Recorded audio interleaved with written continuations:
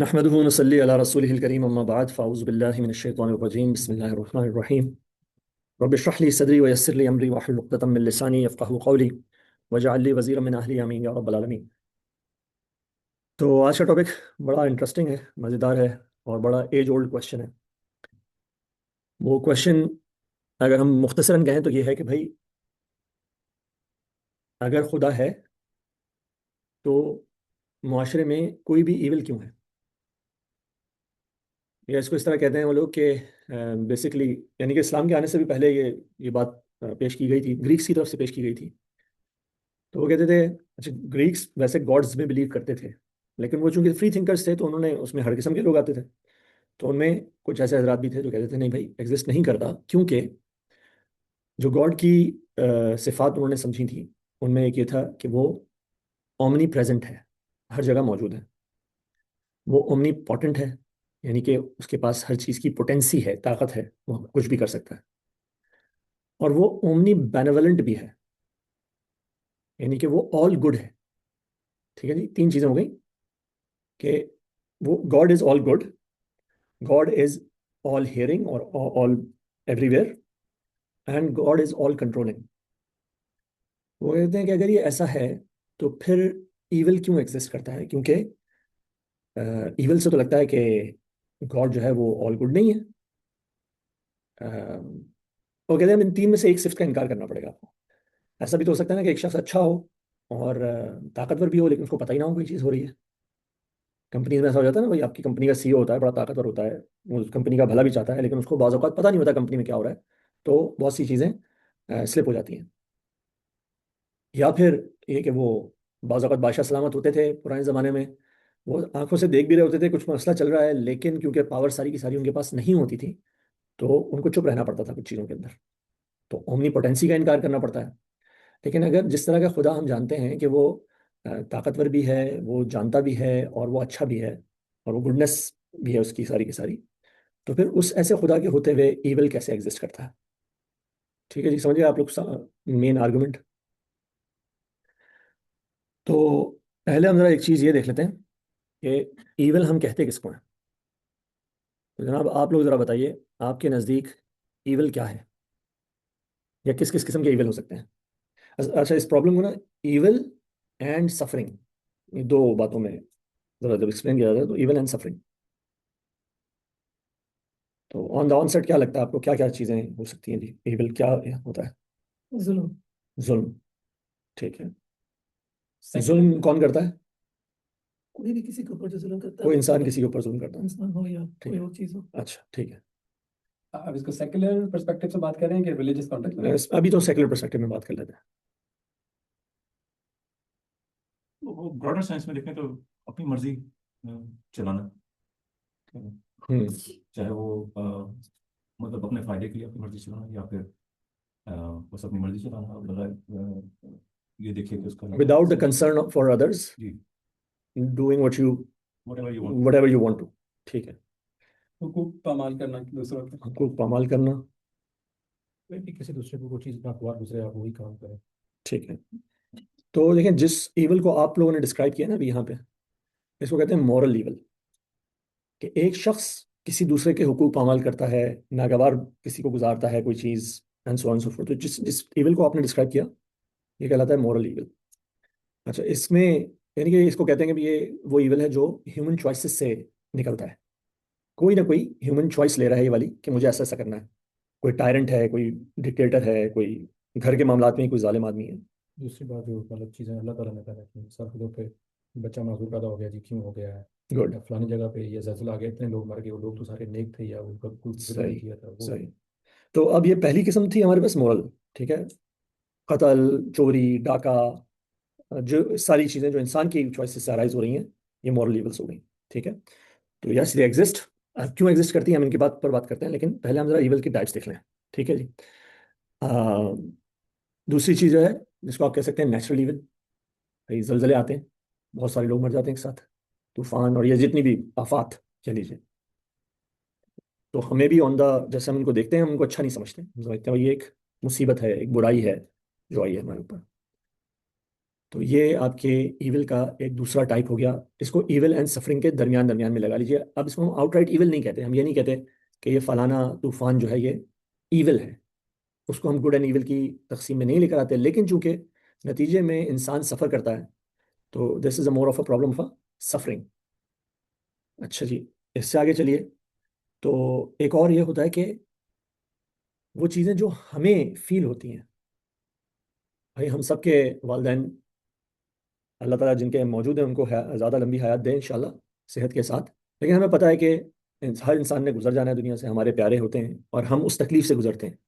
ठीक है, ये इमोशनल ईविल है, ये इमोशनल पेन एंड सफरिंग है, ये भी दुनिया में एग्जिस्ट करता है। उससे आगे चलिए। तो एक और पेन जिसको डिफाइन किया जाता है, ये एथिस्ट की तरफ से और खुदा के इनकारी लोगों की तरफ से बहुत सारे आर्गुमेंट्स आ रहे हैं। तो वो कहते हैं कि जी एक ऐसा पेन है जो अपेरेंटली विदाउट एनी रीजन है, अपेरेंटली पॉइंटलेस पेन। जंगलों में आग लगती है, लाखों जानवर हलाक हो जाते हैं, इंसान होता है तो उसको तो काउंट करता है ना कोई कभी। आप सोचे कितने कीड़े मकोड़े जल के राख हो जाते हैं, कितने दूसरे जानदार हैं, कोई हिरन का बच्चा है वो वहां पे जल रहा है, आराम से जलता जलता जलता मर रहा है, पॉइंटलेस सफरिंग है। ठीक है, तो इंसान पूछे भाई चलो बाकी चीजों में हम कोई ना कोई जवाब दें, वो एक छोटा सा क्रीचर जो इंतहाई दर्दनाक मौत मरा, तो उसको क्या उसको हम कैसे जस्टिफाई करेंगे? ठीक है जी, तो इसको कहते हैं पॉइंटलेस पेन। इंसानों की बीमारियां ये भी आती हैं। इंसानों की बीमारियां भी आ गई आपके जी उसमें जो ना सेकंड स्टेज है ना, कि जो इंसान की अपनी चॉइसेस से नहीं आ रही। जैसे कुदरती आफात हैं तो उसी तरह कुदरती बीमारियां हैं। इंसान पैदा हो गया लंगड़ा लूला जैसा भी, तो और मुख्तलिफ इंटरनल बीमारियां। तो ये आ गई कि without your choice and out of a system, क्योंकि आप लोगों को पता है एज डॉक्टर्स माशाल्लाह कि there is a certain percentage that happens. ठीक है ना, सर्टन परसेंटेज होती है ब्लाइंडनेस की, सर्टन परसेंटेज होती है डिफरेंट जेनेटिक डिजीजेस की, एक्सेट्रा एक्सेट्रा। ठीक है, तो अब आप उसको पार्ट ऑफ द सिस्टम समझिए। जिस तरह थोड़े थोड़े अरसे बाद जलजले आते हैं, जैसे थोड़े थोड़े अरसे बाद तूफान आ जाते हैं, बाकी की नेचुरल कैलमिटीज होती हैं, उसी तरह थोड़े थोड़े अरसे के वक्फे के बाद आपको सर्टन डिजीज नजर आती है। अब वहाँ वक्फा नहीं है, वहाँ पे नंबर ऑफ बर्थ्स हैं, इस तरह कह लीजिए। तो ये हमें दुनिया में ऑब्जर्वेबल टाइप्स ऑफ पेन है। और भी कुछ कैटेगरीज बताई गई हैं, लेकिन बहरहाल these are the big ones. तो अब मेन आर्गुमेंट ये है कि अगर खुदा पावरफुल है और मर्सीफुल है, तो वो क्यों नहीं रोकता इन सब चीज़ों को? तो जनाब, तो हमें क्या जवाब जो देना पड़ेगा, नंबर वन, वो जवाब देना पड़ेगा by the type of the pain. हर पेन का एक जवाब नहीं है। तो जो सबसे ज़्यादा इंपॉर्टेंट जिस पेन को हाईलाइट किया जाता है वो है मॉरल पेन, मॉरल ईविल। कि भाई ये क्योंकि दुनिया में सबसे ज़्यादा जिस पे इंसान को तकलीफ होती है वो मॉरल ईविल पे होती है। ठीक है, बाकी चीज़ों पे इंसान फिर भी सब्र कर लेता है। मॉरल ईविल कि भाई ये फलाना शख्स मेरा हक मार रहा है, इसने इस तरह से लोगों को तकलीफ दी, how can that be justified? Javed Akhtar साहब जब बहस कर रहे थे तो उन्होंने हवाला दिया गजा के बच्चों का, that was a moral evil. ठीक है, coming out of human choices. तो इसका एक बड़ा सिंपल सा जवाब है, वो एक लफ्ज़ का जवाब है फ्री विल। कि अल्लाह ताला ने इंसानों को, और अभी अल्लाह ताला को छोड़ दीजिए थोड़ी देर के लिए, हम इसको बिल्कुल प्योरली अगर सेकुलर डोमेन के अंदर भी रखें, तो वो कहते हैं कि जी not secular but non Islamic. तो जो खुदा के प्रोपोनेंट्स थे उन्होंने कहा जी खुदा ने इंसान के अंदर एक फ्री विल रखी है, और उस फ्री विल को रोकने का मतलब यह है कि अब ये एक तजाद पैदा हो जाएगा। फ्री विल या तो है या नहीं है। अगर है तो मुझे इसको एक्सरसाइज करने की आज़ादी है। ठीक है, और जैसे ही खुदा उसके ऊपर उसको स्टॉप करेगा बाय फोर्स, तो वो फ्री विल खत्म हो जाएगी। तो फ्री विल के लिए, फ्री विल एक बहुत बड़ी नेमत है, फ्री विल एक बहुत बड़ा गुड है, एक बहुत बड़ा खैर है जो दुनिया के अंदर मौजूद है। और उस खैर की वजह से जो शर बर्पा होगा वो उसको नेसेसरी शर के तौर पे मान लिया जाएगा, उसको एक्सेप्ट कर लिया जाएगा। इंसान को अल्लाह ताला ने मोरालिटी दे के भेजा, अल्लाह ताला ने उसको कवानीन दिए, लेकिन उसको साथ में फ्री विल दी। तुम चाहो तो मानो, चाहो तो ना मानो, यानी कि खुदा की बात को भी रद्द कर दो। तुम्हारे पास इतनी बड़ी पावर है, तो खुदा इस पावर के ऊपर इस दुनिया के अंदर कोई कदगन नहीं लगाता, कहीं पे उसको स्टॉप नहीं करता। Do what you can do, these are the rules ठीक है, इसके अंदर प्ले अराउंड करोगे तो हमारे साथ फायदे, हमारे साथ जो है ना तुम्हारा कनेक्शन बेटर होगा, लेकिन we allow you to do whatever. तो moral evil comes out of the necessity of free will. इसमें कोई सवाल है आप लोगों का? फ्री विल किस की फ्री विल? हर इंसान की, या जो जुल्म कर रहा है उसकी? हर इंसान की,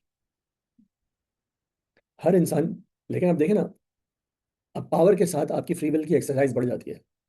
लेकिन दूसरी तरफ जो मजलूम है, जिसके ऊपर जैसे जुल्म हो रहा है, उसने तो कोई गलती नहीं की, नहीं, और उसके पास इतनी ताकत नहीं है कि वो उस आलम को रोक सके, सही है। तो उसकी फ्री विल का तो क्या बनेगा बेचारे का? वो भी अपनी फ्री विल एक्सरसाइज तो कर रहा है, वो भी अपनी फ्री विल एक्सरसाइज कर रहा है, लेकिन जैसे मैंने कहा पावर के साथ फ्री विल बढ़ जाती है। ठीक है, तो जिसकी पावर ज्यादा होगी वो अपनी फ्री विल को ज्यादा बेहतर एक्सरसाइज कर सकेगा। तो अल्लाह ताला ने ना इसकी फ्री विल पे कदम लगाई है, ना उसकी फ्री विल पे कदम लगाई है। हाँ, दुनिया आपसे आपके हुकूक छीन लेती है बाज़ औक़ात, बल्कि आज की दुनिया में तो बहुत ज्यादा छीन लिए गए हैं हुकूक। तो that is also result of free will. भाई फॉर एग्जाम्पल डोनाल्ड ट्रंप और नेतन्याहू की फ्री विल जो है मिल के लाखों करोड़ों लोगों से उनकी फ्री विल छीन रही है। ठीक है, अल्लाह ताला ने ना इसको मना किया ना उसको मना किया। They have the freedom to apply their free will. तो ये एक नेसेसरी आउटकम है अल्लाह की तरफ से, जो अल्लाह ने आज़ादी दी है इंसान को, खुद मुख्तारी दी है इंसान को, उसका एक नतीजा है। तो इस पे अल्लाह ताला कदम लगाता भी नहीं। और जहाँ तक ताल्लुक इसका है कि फिर होगा क्या भाई, ये इसका क्या रिजल्ट निकलेगा, तो थोड़ी देर के लिए समझ लें कि आर्ग्यूमेंट ऑफ अथीस्ट है दुरुस्त। वो कहते हैं, जैसे जावेद अख्तर साहब कह रहे थे कि भाई ये गज़ा के बच्चों के साथ क्यों ऐसा हुआ। ठीक है जी, हुआ, हम थोड़ी देर के लिए मान लेते हैं कि खुदा नहीं है, तो क्या गज़ा के बच्चों को कोई फ़ायदा होगा उससे? खुदा नहीं है तो इसका मतलब तो उनको और नुकसान हो गया, कोई पूछने वाला नहीं। कल भी कोई पूछने वाला नहीं है। तो आप अगर इस बात के ऊपर इनकार करते हैं, कोई भी इनकार करता है खुदा का, तो इससे कोई फायदा नहीं हो रहा मजलूमों को, उल्टा नुकसान हो रहा है। कि उनके पास कोई एक रिकोर्स अगर था, अगर दीन उनको कहता है कि भाई कल हम आपका आपके हाथ में इन जालिमों का गिरबान देंगे, तो अब वो भी चला गया। ठीक है, अच्छा ये आर्ग्यूमेंट जो मैंने अभी आपको बताया है, ये इतना पावरफुल आर्ग्यूमेंट है कि जिन हजरात ने आज के दौर में इस आर्ग्यूमेंट को पेश किया, ये जो है ना मॉरल इविल वाले आर्ग्यूमेंट को, तो उन्होंने खुद ही अपनी शिकस्त मान ली है। ये आर्ग्यूमेंट इतना स्ट्रांग है और वो आर्ग्यूमेंट इतना बोधा है, इतना हल्का है कि the proponents of this idea, मैके नाम का एक फिलोसोफर था जिसने कहा कि भाई god and concept of evil are incompatible, but the truth is that evil exist, तो it means god does not. दोनों इनकम्पैटिबल हैं, इविल है हमें नजर आता है तो फिर गॉड नहीं है। तो जब इसके जवाब में ये आर्ग्यूमेंट बताया गया कि भाई गॉड ने फ्री विल के एक नेसेसरी आउटकम या साइड प्रोडक्ट बाय प्रोडक्ट की वजह से इविल को बर्दाश्त किया है, तो उसने कहा दैट इज करेक्ट। और अब अगर आप लोग जितने भी बैठे हुए हैं, आप लोग अपने उसके पास चेक करें, स्टैनफोर्ड इंसाइक्लोपीडिया ऑफ फिलोसफी के अंदर ये बात मेंशन है कि आज की तारीख में most philosophers agree that the logical problem of evil has been successfully answered. The logical problem of evil has been successfully answered. ये कौन कह रहा है? उम्मत अखबार नहीं कह रहा है, ये स्टैनफोर्ड इंसाइक्लोपीडिया ऑफ साइकोलॉजी कह रहा है। ठीक है, तो आप लोग इसको अपने अपने एंड पे सर्च भी कर लीजिएगा। सॉरी, वो आपने कहा कि फ्री विल पे कदर नहीं लगाता खुदा, लेकिन वो एक सर्टेन टाइम तक तो थी ना कि इतनी सारी कौमें जो हैं जिन पे अज़ाब आए और उनकी फ्री विल पे कदर लगी ना। अच्छा, ये अच्छा सवाल है। देखें, फ्री विल पे उनके भी कदर नहीं लगी, उनको रोका नहीं गया किसी काम से जबरदस्ती, बल्कि उनको उस फ्री विल एक्सरसाइज करने के एक इमीडिएट रिजल्ट से आगाह कर दिया गया। देखें, फ्री विल आपके पास है, आप बिल्डिंग से कूद जाए। मैं आपको ये तो बता सकता हूँ कि भाई चलें, अगर मैं आपको ना भी रोक सकूं तो मैं ये तो बता सकता हूँ कि भाई आप अगर बिल्डिंग से कूदेंगे तो आपकी टांगें टूट जाएंगी। तो this is not stopping you, this is not stopping your free will, this is telling you about the outcome of it. तो अल्लाह सुब्हानहू व तआला ने भी लोगों को ये बताया कि अगर तुम इस रविश पे चलते रहोगे तो हम ये तो नहीं करने वाले कि तुम्हारे दिलों को मोड़ दें, तुम्हें उन डिसीजंस को लेने से ही रोक दें। हाँ, लेकिन देयर इज एन आउटकम कि after a certain thing there is a deadline और there is a red line.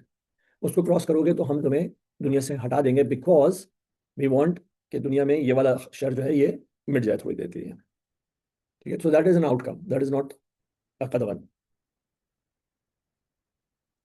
अच्छा जी, तो अब आ जाइए आप जरा उसके ऊपर। वो के साथ नहीं होता फिर? अल्लाह मजलूम के साथ नहीं होता। अगर अल्लाह अच्छा है, हाँ। गॉड, सॉरी लफ्ज़ गॉड यूज करना चाहिए। अगर गॉड को हमने कहा कि ऑल गुड है, तो वो मजलूमों की हेल्प क्यों नहीं करता? मजलूमों की हेल्प कैसे करेगा? मैं जालिम हूँ, हम्म, आप मजलूम हैं, अल्लाह आपकी हेल्प कैसे करेगा? जालिम को मुझे रोके, रोक कर या ठीक है ना? तो वही मुझे रोकेगा, और अगर यही कायदा बन जाए कि जहां अल्लाह ताला जुल्म होता देखे वहां पे उसको जाके रोक दे, तो इसका मतलब यह है कि इस कायनात का बिजनेस रूल्स पे तो नहीं चलेगा, एक्सेप्शंस पे चलेगा। आप समझ रहे हैं? तो इसका मतलब है मुझे एज अ जालिम पहले से पता है कि भाई मैं जरा सा आगे जाऊंगा तो मुझे स्टॉप कर दिया जाएगा, टेस्ट आपका फिनिश तो टेस्ट ही फिनिश है मेरा। तो अल्लाह ताला मजलूमों की मदद इस तरह से नहीं करता। और अगेन, इससे गुडनेस से कोई ताल्लुक नहीं है, इसका ताल्लुक फ्री विल से है, और फ्री विल के साथ जो उसके लवाजमात आएंगे उनके अंदर ईविल भी होगा, मॉरल ईविल भी होगा। अच्छा, लेकिन अब उसके आगे चलिए कि भाई ये जो कुदरती आफात होती हैं इसमें कोई फ्री विल नहीं है। डिजीज के अंदर तो कोई फ्री विल नहीं है। अब आप लोगों ने तो देखा है लोग किस किस तरह के पेन के अंदर होते हैं, तो प्रॉब्लम ऑफ पेन आ गया ना, सफरिंग आ गया ना। तो और ये किसी इंसान ने कॉज भी नहीं किया, कोई जालिम भी मौजूद नहीं है, तो इसमें जालिम कौन है? कहाँ जाएंगे? ये तो गॉड की तरफ से है। ये तो खुदा की तरफ से आ रही है। तो खुदा को क्या जरूरत थी कि इस सिस्टम के अंदर इस तरह का पेन इंड्यूस कर दे वो? क्या लगता है आप लोगों को? मेरे ख्याल में अगर आपको कोई तकलीफ ना देता अल्लाह ताला की हम्म। तरफ, आपको हिस्स ही ना होती, तो फिर आपको समझ भी ना आती कि हमारे साथ आखिरत में क्या होना। जैसे अब मेरे आग से मुझे तकलीफ ही ना हो, हम्म। तो मुझे अल्लाह कैसे डराएगा भी दोजख में तेरे साथ क्या होगा। हम्म। या अगर आप कोई और क्लैमिटी आती है, कोई जज्ला आता है, उसमें तकलीफ आपको, वो तकलीफ देखनी है आपने, आपकी फैमिली को लॉस हुआ कुछ, तो ये चीज़ें क्योंकि इंसान को समझ नहीं है उस जहान के लिए कि यार उधर मेरे लिए राहत क्या चीज़ होगी और तकलीफ क्या चीज़ होगी। हम्म। तो एक तरह से maybe this is a mode to tell you कि these are the modalities that ये एग्जिस्ट। आपने ना असल में पूरे लेक्चर का लुबे लुबाब समझ लिया आई और वो डोंट लुबे लुबाब ये है कि ये दुनिया अल्लाह ताला ने बनाया है, दुनिया एज अ टेस्टिंग ग्राउंड, ठीक है ना? तो इसको अल्लाह ताला ने जन्नत कहा भी नहीं। तो जो एब्सलूट पेन या एब्सलूट प्लेजर है, उसके लिए एक और जगह बनाई गई है। टेस्टिंग ग्राउंड के अंदर आपको दोनों चीजें नहीं दी जा सकती, ना एब्सलूट पेन ना एब्सलूट प्लेजर। तो ये बात दुरुस्त है कि ये दुनिया है, जन्नत नहीं है। तो इंसान जन्नत के लिए ख्वाहिश करना इंसान के अपने अंदर सही बात है। वो चाहता है कि तकालीफ ना हो, वो चाहता है कि कैलमिटीज ना हो, ठीक है, किसी किस्म का पेन हमें बर्दाश्त करना ना पड़े। लेकिन ये ख्वाहिश जन्नत की ख्वाहिश है। दुनिया में अल्लाह ताला ने इसको रखा हुआ ही नहीं, खुदा ने इसको नहीं रखा। लेकिन आप ये समझें कि जी सुनामी आ गया और लाखों लोग मर गए, का क्या रीज़न था? वहां तो फ्री विल थी, यहाँ क्या रीज़न है? अल्लाह की हिकमत। ये हिकमत है। ये भी एक इंपॉर्टेंट पॉइंट है, हम इस पर बात करेंगे। ये जो सवाल सवाल है ना, इवल है, इवल क्यों है, अगर आपने मकसद को समझ लिया इस दुनिया को बनाने का, तो फिर ये सवाल अच्छा, इररिलेवेंट है। ये बात भी बहुत अच्छी है एक्चुअली। ये एक आयत तो सॉल्व कर देती है सारे प्रॉब्लम को। खलक़ल मौत वल हयात लियब्लुवकुम अय्युकुम अहसनु अमला, कि हमने मौत और हयात को बनाया इसलिए है ताकि हम तुम्हें टेस्ट करें कि कौन बेहतर काम करता है। लेकिन उससे पहले अगर हम जरा थोड़ी सी जो है ना साइकोलॉजिकल मुशगाफियों से गुजरें, ठीक है? तो मैं डायरेक्टली दीन के जवाब पे नहीं जाना चाह रहा। मैं चाह रहा हूँ कि आप लोग थोड़ा सा इसको इस तरह से भी समझ लें कि ये सवालात और ये जवाबात घिसे पिटे हैं। मैंने आपको जब खुदा के वजूद के लिए भी मैं आपको दे रहा था दलाइल, तो मैंने पहले आपको इस्लाम का वर्जन नहीं दिया। मैं आप लोगों को ये कॉन्फिडेंस देना चाहता हूँ कि आप समझिए कि ये जावेद अख्तर साहब और इस तरह के बहुत सारे लोग जिन बातों के ऊपर आज आप किसी हदीस से बात करें वो बोलेगा सफरिंग, पेन, ये दो उसके पास जो वर्ड होंगे। और ये उनकी अपनी स्टैनफोर्ड, हमारी तो नहीं है ना, हम अजहर से तो नहीं बात कर रहे हैं, हम तो स्टैनफोर्ड की बात कर रहे हैं इस वक्त। तो स्टैनफोर्ड कह रही है कि भाई ये चैप्टर क्लोज हो चुका है, this is no longer a discussion. तो आप उसके सामने ये बात पेश कर सकते हैं ना। अच्छा देखें, आसान सी बात क्या है। किसी ने कहा कि भाई हमें तो नहीं समझ में आता कि ये जल्जलों का और आफतों का और बीमारियों का क्या, इसके पीछे क्या हो सकता है रीजन। तो यह है आर्ग्यूमेंट बाय इग्नोरेंस। आपको नहीं पता का मतलब ये नहीं है कि देयर इज नो रीजन। और आपने किसने कहा कि हम जिस अल्लाह पे बिलीव करते हैं, हम वो सिर्फ तीन सिफात को नहीं मानते अल्लाह ताला की, जहां से ये बात शुरू करते हैं, जहां से ग्रीक्स ने बात शुरू की। हम मानते हैं एक और चौथी सिफ्त भी जो बहुत इंपॉर्टेंट है, वो है अल्लाह इज अल हकीम। अल्लाह हिकमत वाला है, द वाइज। तो हमने डिसाइड किया, हमने ये समझ लिया अल्लाह के बारे में कि अल्लाह के हर काम में हिकमत है। हमें सुनामी की हिकमत नहीं समझ में आ रही जिसमें लाखों लोग मर गए, लेकिन हम कहेंगे कि इसके अंदर हिकमत है। आपको समझ ना आने का मतलब ये तो नहीं है कि नहीं है हिकमत। बहुत सी चीजें आपको समझ में नहीं आती, ठीक है, तो क्या वो चीजें हैं नहीं? आप अपनी डॉक्टरी का कोई भी पेचीदा सा जो प्रोसेस है वो मुझे बताएं और मुझे समझ में ना आए, तो मैं कह दूंगा कि वो प्रोसेस नहीं है।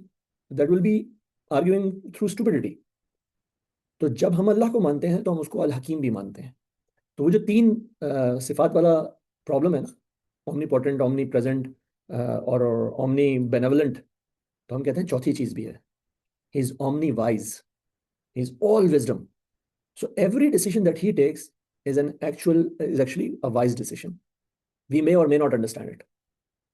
तो वो जो उनके हिसाब से एक बहुत ही टेढ़ा प्रॉब्लम है, वो अल्लाह ताला की एक सिफ्त से सॉल्व हो जाता है।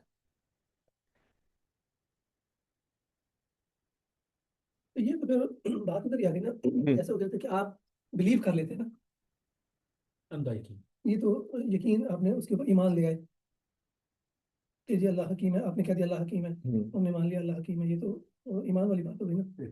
अच्छा, नहीं, हाँ, अच्छा, ये जब हम इस्लामी पर्सपेक्टिव देखेंगे तो हम ये सारे फवायद भी देखेंगे इसके कि भाई देखें विजडम, हम कहते हैं विजडम है। अभी हमने ये नहीं डिसाइड किया विजडम क्या है, उसमें मतलब क्या अल्लाह ताला की हिकमत क्या है। लेकिन जब हम हिकमतें देखना शुरू करते हैं तो पता लगता है बहुत सारी हिकमत है। फिर अल्लाह ताला कहते हैं इन्ना माअल उसरी युसरा, कि मुश्किल के साथ आसानी है। हमने ऐसा रखा है, हमने मैकेनिज्म ऐसा रखा है कि मुश्किल जब आती है तो उसके साथ आसानी भी आती है।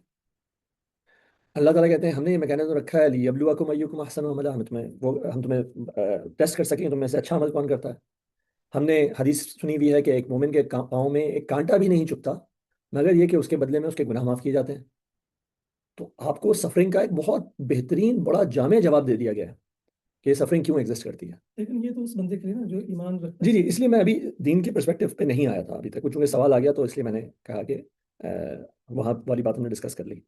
अच्छा, ऑल वाइज वाले गॉड के कॉन्सेप्ट को समझने के लिए, उसकी उस कैरेक्टरिस्टिक को समझने के लिए आपको अगेन यहाँ तक नहीं आना पड़ता, दीन इस्लाम के को कबूल नहीं करना पड़ता खाली। All wisdom, when God is the, जब हम अगर फिलोसॉफिकली भी देखें तो हम कहते हैं कि जी कायनात उसने बनाई, इस कायनात का सारा सिस्टम उसने बनाया, तो he has to be the wise. आप जब इसको ओमनीपोटेंट मान रहे हैं कि उसने पूरी ताकत के साथ इस सब चीज को किया, तो उसने बहुत विजडम के साथ भी किया। ऐसा नहीं नजर आ रहा हमें कि कोई चीजें अलर्ट अप हुई हुई हैं, कि इनमें कोई रूल्स एंड रेगुलेशंस नहीं है। We see very very sophisticated rules and regulations, we see a very very fine balance. मतलब इतनी फाइन ट्यूनिंग है कि चीजें जो है ना वो by tenth of a degree इधर से उधर हो तो कायनात का निजाम धर्म भरम हो जाए। तो इतना फाइन बैलेंस क्रिएट करना तो किसी वाइज का ही काम है। तो जब when we understand he is all wise, तो हम कहते हैं भाई उसकी विजडम पर, and we understand that we have a lacking.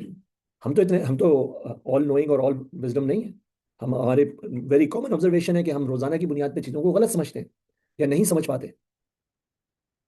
तो इसके लिए हमें बिलीव करने की जरूरत नहीं है पहले, this is understandable by itself.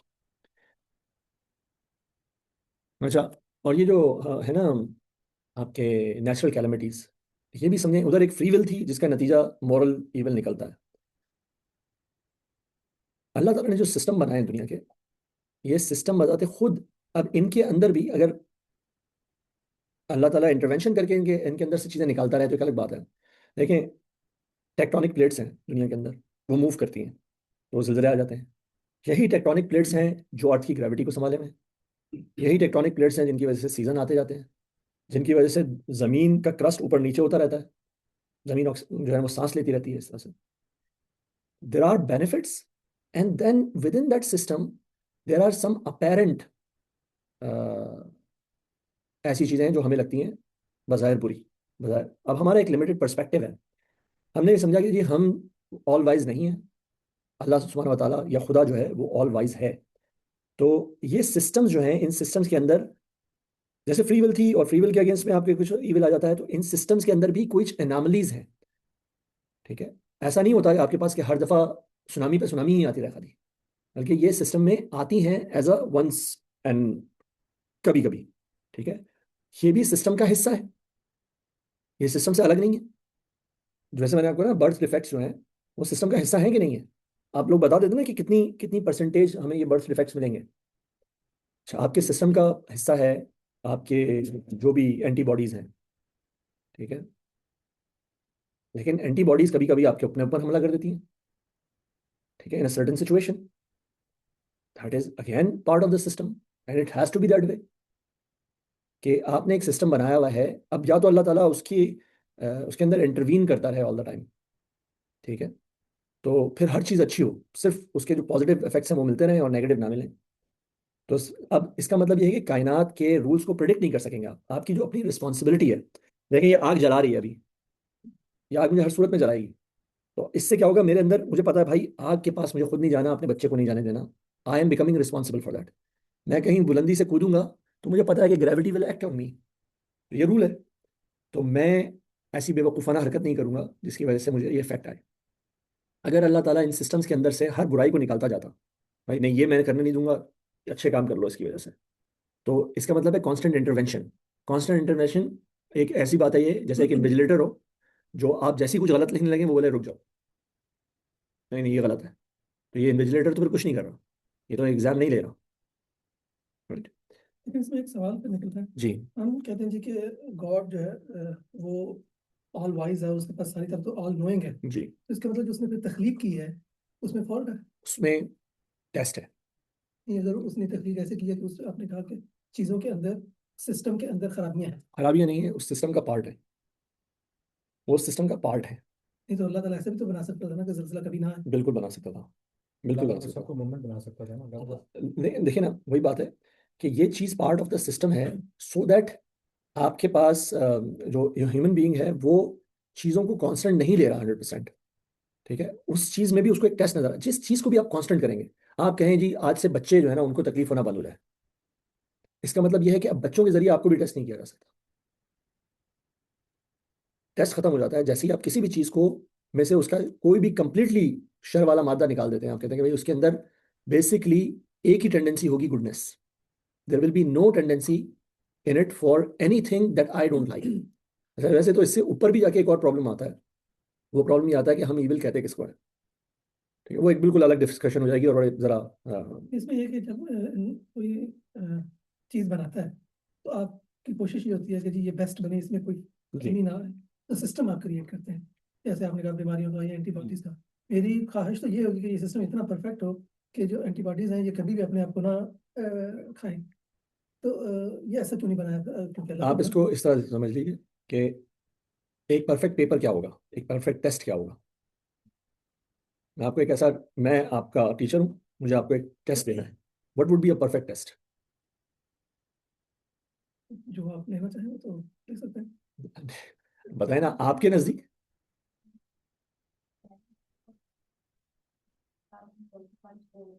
ठीक है, तो एक बात तो यह है कि चैलेंजिंग हो, इतने आसान भी ना हो कि आपने एबीसीडी पूछी हुई हो उसमें, ठीक है। लेकिन दूसरी तरफ क्या हो, इतने मुश्किल भी ना हो कि बच्चों को पता ही ना हो।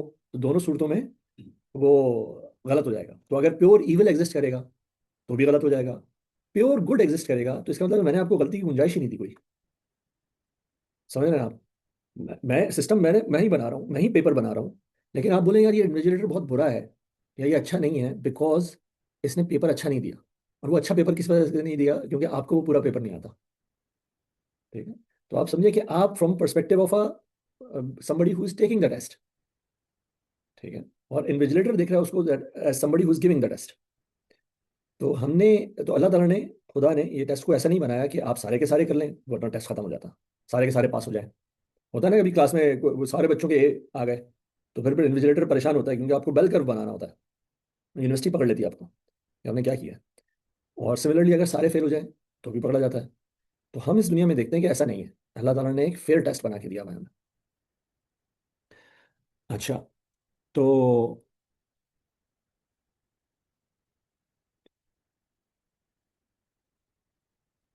वो जो इमोशनल ईवल है, हम जिसके थ्रू गुजरते हैं, हमारे वालिदैन का इंतकाल हो जाता है, हमारे लव्ड वंस का इंतकाल हो जाता है, तो ये ईवल क्यों एग्जिस्ट करता है। तो नेसेसरी से हमें नजर ही आ जाता है कि this is like a necessary thing, हम इसको कबूल कर लेते हैं। मैंने आपसे ना सबसे ज्यादा प्रॉब्लम जो इंसान को होता है वो मॉरल पे होता है, कोई दूसरा क्यों कर रहा था। और ये मॉरल का जो है ना वो जवाब जो मैंने आपको बताया कि स्टैनफोर्ड इंसाइक्लोपीडिया के अंदर उन्होंने दर्ज कर दिया कि this has been proven beyond anything. सारे जवाब बाकी के तो फिर भी जो है ना ये ओपन डिस्कशंस की जा सकती हैं, that is an open and shut discussion, जिसमें सबसे ज्यादा प्रॉब्लम होता है इंसान को।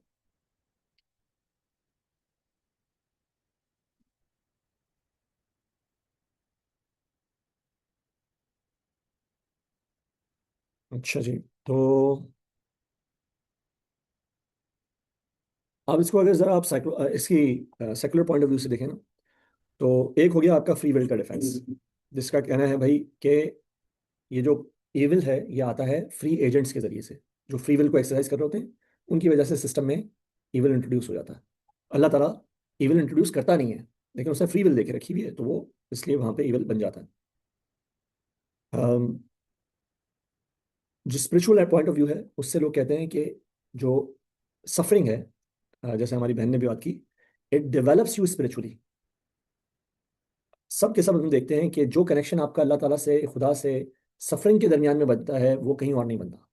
वो कहते हैं कि बेहतरीन दुआएं हैं वो चर्चेज में और मस्जिदों में नहीं मांगी जाती बल्कि हॉस्पिटल्स में मांगी जाती हैं। तो वी सी के सफरिंग का एक डायरेक्ट बेनिफिट, अब हम वैसे देखें तो हमें वो लगता है ये सफरिंग का कोई बेनिफिट ही नहीं है, और वो बच्चा जो है जो बेचारा जैसा भी पैदा हो गया तो इसका तो कोई बेनिफिट नहीं है, ये तो इसका कोई रीज़न नहीं है, कोई राइम नहीं है।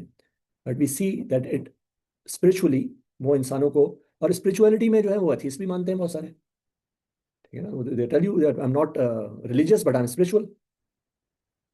और इस स्पिरिचुअली इसको अगर हम बिल्कुल ही, यानी कि मैं आपको इसके एक सेकुलर पॉइंट ऑफ व्यू से स्पिरिचुअलिटी के बारे में बताऊं तो क्या है, आप समझिए कि कैपिटलिज्म जो है उसमें तो ये है ना कि भाई everything is revolves around capital, ठीक है।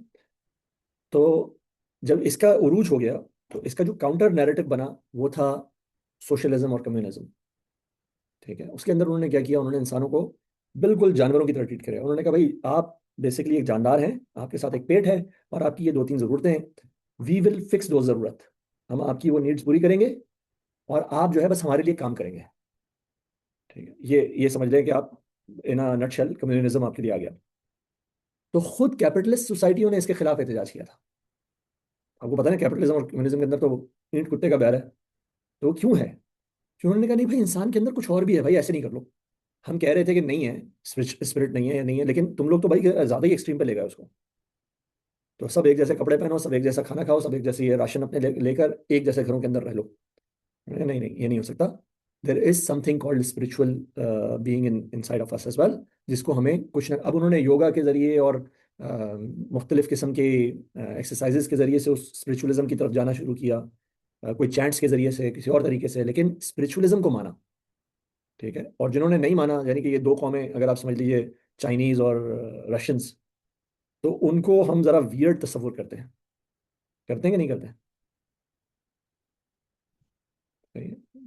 बेसिकली तो वो लोग भी थे खुदा में बिलीव करने वाले, क्रिश्चियंस थे, रशियंस जो थे वो क्रिश्चियंस थे, चाइनीज जो थे वो बुद्धिस्ट थे। लेकिन जो अब इनकी नया वर्जन आया, जो कम्युनिस्ट वर्जन आया इनके, तो उन्होंने उन सब चीज़ों का इनकार किया, रिलीजन का इनकार किया, कंप्लीटली स्पिरिचुअलिटी का इनकार किया। तो खुद वो वेस्ट जो बड़ा मटेरियलिज्म की तरफ राग़िब था उसने भी फिर स्पिरिचुअलिटी को माना। तो पॉइंट क्या है कि बहुत सारे बेनिफिट्स हमें स्पिरिचुअल नजर आते हैं उसके, उस सफरिंग के।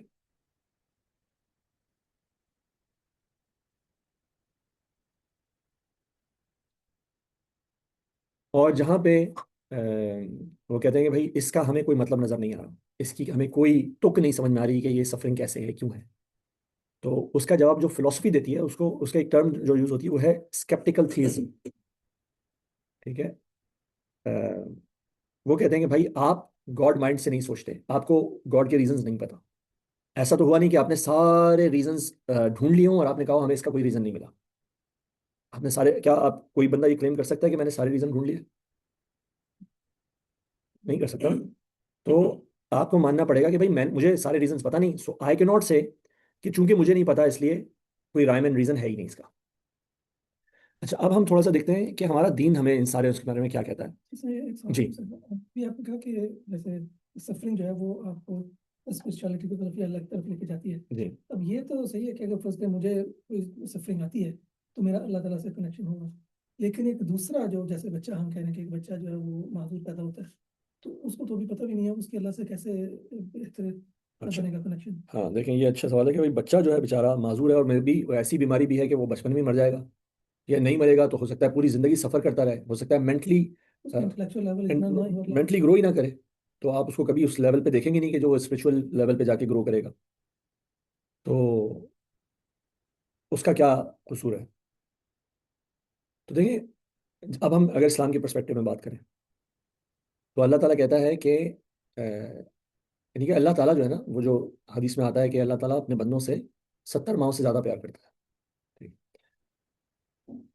तो जितनी भी हमदर्दी, जितना भी प्यार हम महसूस कर रहे हैं उस एक शख्स के बारे में, जिसको कोई भी परेशानी, कोई भी सफरिंग उसके लिए चल रही है, अल्लाह ताला उससे ज़्यादा उसके लिए जो है उससे मोहब्बत रखता है, हमसे ज़्यादा। तो अल्लाह ने ये भी बता दिया कि भाई जो जो तकलीफ होगी उसकी कंपनसेशन होगी। अब आप ये सोचिए थोड़ी देर के लिए, वही बात कि खुदा को रिमूव कर दीजिए इस इक्वेशन से, तो क्या माजूर बच्चा पैदा होना बंद हो जाएंगे? वो अभी भी होंगे। क्या वो उनकी तकलीफ होना बंद हो जाएगी? अभी भी होगी। लेकिन अब ना आपके पास कोई लॉजिकल वो है कि आप जिसके जरिए से कुछ सुकून हासिल कर सकें, ना उसके पास कोई लॉजिकल रिकोर्स है। अब वो एक वॉइड में है, एक स्पेस में है, तकलीफ में है, तकलीफ में है, there is nothing to do about it. जबकि आप जब इसको देख रहे हैं तो आपके पास ये मौका भी मिल रहा है कि you can make things better. आप लोग बहुत सारे दुखी लोगों की हेल्प कर पाते हैं, यू हैव दिस चांस। और अगर आप अपने उस काम को बहुत अच्छे तरीके से करते हैं तो आपको उसके ऊपर अल्लाह ताला रिवॉर्ड करता है। ठीक है, तो आपको ये एक गुडनेस को एक्सरसाइज करने का मौका मिलता है उसके अंदर। ठीक है। और जब अच्छा, उस शख्स का अपना मामला क्या है जो बता सकता है, जो जो ग्रो कर जाता है इस लेवल तक, तो आपने देखा है लोगों ने बेइंतहा तकालीफ के अंदर अल्लाह का बेहद शुक्र किया है। हम और आप सोच भी नहीं सकते कि यार इस मौके पे ये बंदा शुक्र की बात करेगा, लेकिन अभी हमारे आंखों के सामने जो हुआ है फलस्तीन के अंदर, आपने देखा है हर बंदा क्या कहता है? हर बंदा कहता है अल्हम्दुलिल्लाह। हर बंदा कह रहा है, हालांकि वो जो तकालीफ जिनसे वो गुजर रहे हैं, तो देयर इज अ मैकेनिज्म कि मैं तो देख रहा हूँ तो मुझे लग रहा है कि भाई इस बंदे की तकलीफ का लेवल क्या होगा। लेकिन इन्ना माल उसरी युसरा, अल्लाह ताला कहता है जब मैं तकलीफ देता हूँ तो मैं आसानी भी देता हूँ। तो वो लोग वो एक्सपीरियंस कर रहे हैं, मैं मुझे मुझे उसका एक्सपीरियंस नहीं है। ठीक है। तो वो प्रॉब्लम आपको भी गुडनेस एक्सरसाइज करने का मौका देती है, और उस शख्स को भी गुडनेस में एक्सरसाइज करने का मौका देती है। अच्छा, कोई ऐसा रह गया जिसकी मेंटल डेवलपमेंट हुई नहीं, तो उसको आप एक प्रोग्राम के तौर पे लीजिए। ये ज़रा सा शायद आप लोगों को थोड़ी सी बात जरा चुभे, लेकिन अब आप समझिए कि अल्लाह ताला ने जानदार बनाए हैं बहुत सारे। ठीक है, इंसानों के अलावा जो जानदार हैं, ये क्या है? They are programs. ठीक है, इनसे तो अल्लाह ताला ने हिसाब किताब नहीं लेना। ये वो करते हैं जो अल्लाह ने प्रोग्राम किया हुआ है। ठीक है। उसमें कुछ बज़ाहिर हमें अच्छी चीज़ें लगती हैं, कुछ बज़ाहिर हमें बुरी लगती हैं। ठीक है जी, हमें बाज और शाहीन बड़े अच्छे लगते हैं, हमें गिद्ध बुरे लगते हैं। ठीक है, लेकिन गिद्ध असल में हम जानते हैं कि गिद्ध भी ज़रूरी है और शाहीन भी ज़रूरी है। हम तो बहुत सारी चीज़ों को समझ नहीं पाते, लेकिन अभी अब जो इंसान जब कायनात के राजों को खोल रहा है तो उसको पता लगता है कि किस तरह से अल्लाह ताला की हिकमतें काम करती हैं। देयर इज़ अ डॉक्यूमेंट्री जिसका नाम है how the Wolves change the reverse. आप सोचिए, ये एक डॉक्यूमेंट्री है, how the Wolves change the reverse courses और समथिंग लाइक दैट, इस तरह की कोई है। तो उसमें उन्होंने बताया क्या? उन्होंने बताया कि जी अमेरिकन किसी किसी जगह पे वुल्व्स जो है ना, जो सेटलर्स थे उन्होंने बहुत सारे वुल्व्स मार दिए। तो नतीजा ये हुआ कि हिरन, जिन वुल्व्स जिनको खाते थे वो हिरन बहुत ज़्यादा हो गए।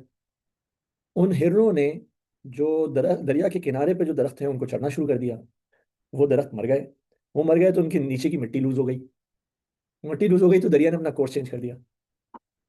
ठीक है जी। तो फिर इन लोगों ने दोबारा से वो वुल्व्स को रीइंट्रोड्यूस किया उस हैबिटेट के अंदर, एंड देन और रिप्लांटेशन की, और दरिया ने अपना रुख फिर चेंज कर लिया। तो ये वाली बात आज से आप समझें कि 20 साल पहले हम लोग नहीं समझ सकते थे कभी भी, हमें पता ही नहीं लगता। But the more we learn कि दुनिया के मैकेनिज्म कैसे काम करते हैं, द मोर वी अंडरस्टैंड। तो पॉइंट ये हो रहा था कि ये जो जानदार हैं ये तो प्रोग्राम्स हैं। ठीक है, इसलिए हमें ये भी अलाउड है कि भाई जो हलाल जानवर है उसको काट के खा लो, ये उसके प्रोग्राम का हिस्सा है। अल्लाह ताला ने उनको फ्री विल नहीं दी हुई। तो बिल्कुल उसी तरह अब एक शख्स जो मेंटली डेवलप ही नहीं हुआ, वो एक प्रोग्राम है। ठीक है, उस प्रोग्राम की सफरिंग का मुझे नहीं पता, आपको नहीं पता, हाउ इज इट सफरिंग और नॉट। उसको अल्लाह ताला ने कैसा प्रोग्राम किस मकसद के लिए किया हुआ है, वो शाहीन है, वो बाज है, वो गिद्ध है, वो भेड़िया है, वो क्या है, वी कैन नॉट से। ठीक है, हमारे लिए वो इंसान है क्योंकि वो इंसान है, उसकी तकरीम करनी है हमने। लेकिन अ, अब इसका इसका जो भी हिसाब किताब होना है ना, वो अल्लाह के साथ है, और मे भी इसका कोई हिसाब किताब नहीं है। हमारे दीन के अंदर यही बताया जाता है कि भाई जो दीवाना है उसके ऊपर नमाज फर्ज नहीं है, रोजा फर्ज नहीं है, कोई भी फर्ज जो हम लोग फर्ज समझते हैं वो फर्ज नहीं है उनके ऊपर। एज सून एज आपसे वो फैकल्टी ले ली गई, आपके ऊपर से वो सारे बर्डन्स भी हटा दिए गए। तो अब उनका मामला यही है कि जैसे अल्लाह ताला जैसा उनको चाहे वैसा रिवॉर्ड दे या ट्रीट करे, वी कैन नॉट से। वैसे इसके अंदर एक बहुत शाज राय है, एक बहुत कम बयान की जाने वाली और कम डिस्कस की जाने वाली, और वो ये राय है कि कुछ इंसानों के अंदर, ये भी आपको थोड़ी सी चुभेगी, मैं पहले से बता दूं, कुछ इंसानों के अंदर रूह नहीं मौजूद होती, रूह मौजूद नहीं होती।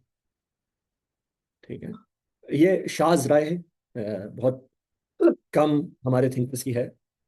लेकिन अगर मुझे याद पड़ रहा है, मैं नाम नहीं लेना चाहता, लेकिन I can confirm that later on. तो चूंकि डिस्कशन में आ गई तो मैं बता देता हूँ आप लोगों को कि कुछ इंसान जो हैं दे डोंट हैव द रूह, और रूह वो फैकल्टी है जिसकी वजह से हमसे सवाल जवाब हो। तो कुछ इंसान भी प्रोग्राम्स के तौर पे क्रिएट किए जाते हैं, उनकी हरकत भी प्रोग्राम्स के तहत होती हैं। और उन, यानी कि आप समझ रहे हैं ना कि आप लोग तो सोच रहे हैं, समझ रहे हैं, लेकिन वो एक शख्स बीच में ऐसा है जिसका काम उस टेस्ट का हिस्सा है। उसको भेजा गया है कि भाई ये काम करके आ जाओ वहां पे। He is not operating out of free will, he is not operating out of good and bad, he is operating. और इसकी इसकी कुछ मिसालें भी हैं। वही सोच रहा था। तो वैसे तो अल्लाह ताला ने कहा है ना कि उलाई का कलानाम बल हुम अदल, कुछ लोगों के बारे में कहा ये जानवरों जैसे हैं। ठीक है, तो अल्लाह ने बयान किया कि भाई उनके अंदर, उनके पास कान हैं लेकिन वो सुनते नहीं हैं, उनके पास दिल हैं लेकिन वो सोचते नहीं हैं। वैसे तो हमें यही, हम आमतौर पे इसको यही समझते हैं वो लोग जो दीन के इतने खिलाफ हो जाते हैं कि फिर उनके दिल पे मोहर लग जाती है। लेकिन there can be those people जिनको ऑलरेडी अल्लाह ताला ने पार्ट ऑफ द टेस्ट के तौर पे बनाया हुआ है। जैसे आप गेम खेलते हैं ना, कभी कंप्यूटर के अगेंस्ट में चेस खेलें तो दूसरी साइड पे कंप्यूटर है, कोई बंदा नहीं है। तो ये उस कंप्यूटर, उस सिमुलेशन का हिस्सा लोग हैं। इसकी नॉट डायरेक्ट मिसाल, लेकिन एक इनडायरेक्ट मिसाल आपको उस वाक़े से मिलेगी जो हज़रत मूसा और उन बुजुर्ग के दरमियान है जिनका नाम हज़रत खिज़र बताया जाता है। हज़रत खिज़र का जो कैरेक्टर है, बहरहाल कुछ हजरात मानते नहीं कि ये हज़रत खिज़र है, और वो कौन है, इसके बारे में भी बहुत क्वेश्चनिंग है हमारे यहाँ। ठीक है, कुछ लोग उनको जिन्नात में से मानते हैं, कुछ लोग उनको फरिश्ता मानते हैं, कुछ लोग उनको अल्लाह का वली मानते हैं, कुछ लोग उनको कारकुनान क़ज़ा व क़दर में से मानते हैं। कारकुनान क़ज़ा व क़दर क्या होते हैं? वो जो अल्लाह की विल इंप्लीमेंट करने के लिए आते हैं। और ये उनका फंक्शन तो हमें नजर आता है, ये रिगार्डलेस ऑफ हिज नेचर कि वो क्या है, इससे अलग हमें उनका जो फंक्शन नजर आता है वो क्या है कि वो आए, उन्होंने जनाब किसी की कर्शी तोड़ दी, किसी का बच्चा मार दिया, किसी की दीवार बना दी, और फिर बताया कि वमा फ़अलतु अन अमरी, ये मैंने अपनी वजह से, अपने अमल से नहीं किया है। क्या मतलब हुआ इस बात का? क्या वो फ्री विल एक्सरसाइज कर रहे थे अपनी? नहीं कर रहे थे। मैंने अपनी तरफ से किया ही नहीं है सब कुछ। ये तो मुझे अल्लाह ताला ने बताया था, मैं आप उसकी तावील आपको बताता हूँ। तो हज़रत मूसा अलैहि सलाम को सिखाने के लिए उन साहब को भेजा गया। और क्या सिखाने के लिए भेजा गया कि जी देर इज़ बेसिकली, ऐसे में ये वो आर्ग्यूमेंट है जो हम पहले दे चुके, सेकुलर उसमें एनवायरनमेंट में भी दे सकते हैं, इसमें भी, कि भाई if you do not understand हिकमत, it does not mean that there is no हिकमत। ठीक है, हाँ, जब आप अल्लाह पर ट्रस्ट करते हैं तो आप कहते हैं इसमें कोई हिकमत ज़रूर होगी। वो जो बच्चे के वालिदैन होंगे जिनका बच्चा कत्ल हुआ होगा, उनको तो हजरत खज़र ने थोड़ी आके बताया कि नहीं नहीं कोई मसला नहीं है, तुम्हें हमें दूसरा बच्चा देंगे, वो बहुत अच्छा होगा, ये बहुत बुरा था। उनको बताया था? नहीं बताया था। तो सोचें, वो तो अपनी पूरी उम्र गुजारेंगे अपने बड़े बच्चे को याद करते हुए, जब छोटा आ भी जाएगा इंशाल्लाह और बहुत अच्छा होगा तब भी वो अपने बड़े बच्चे को याद करेंगे कि नहीं करेंगे? लेकिन अब अगर वो अल्लाह वाले होंगे, खुदा वाले होंगे, तो वो कहेंगे भाई ठीक है, जो हुआ अल्लाह की मर्जी से हुआ, उसमें अल्लाह की कोई हिकमत होगी, और वो आगे बढ़ेंगे। हाँ, दूसरा ऑप्शन उनके पास ये होगा कि वो सारी उम्र रोते रहे अपने पहले बच्चे को। दोनों ऑप्शन होंगे। अब वो पहले वाले भी जो अल्लाह की हिकमत को भी मानेंगे, ऐसा नहीं होगा कि उनका गम खत्म हो जाएगा, लेकिन वो आगे बढ़ जाएंगे उसमें अल्लाह ताला की तरफ से कोई भलाई ढूंढते हुए।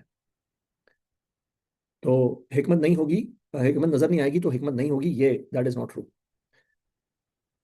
तो ये सारी बात कहाँ से आई थी? बच्चे की सफर।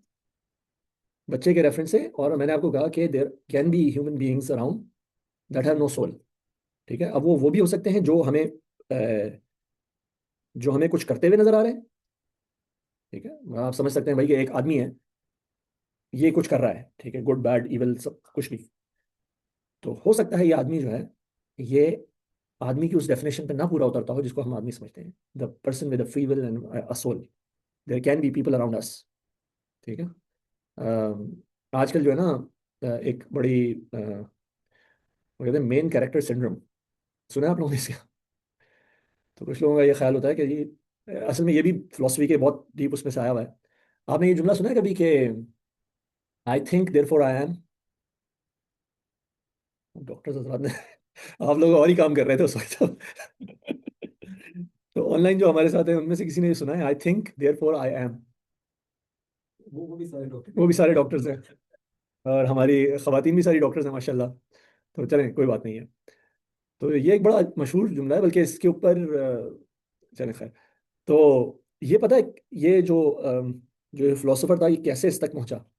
इसने कहा कि मैं कैसे जानूं कि रियलिटी क्या है?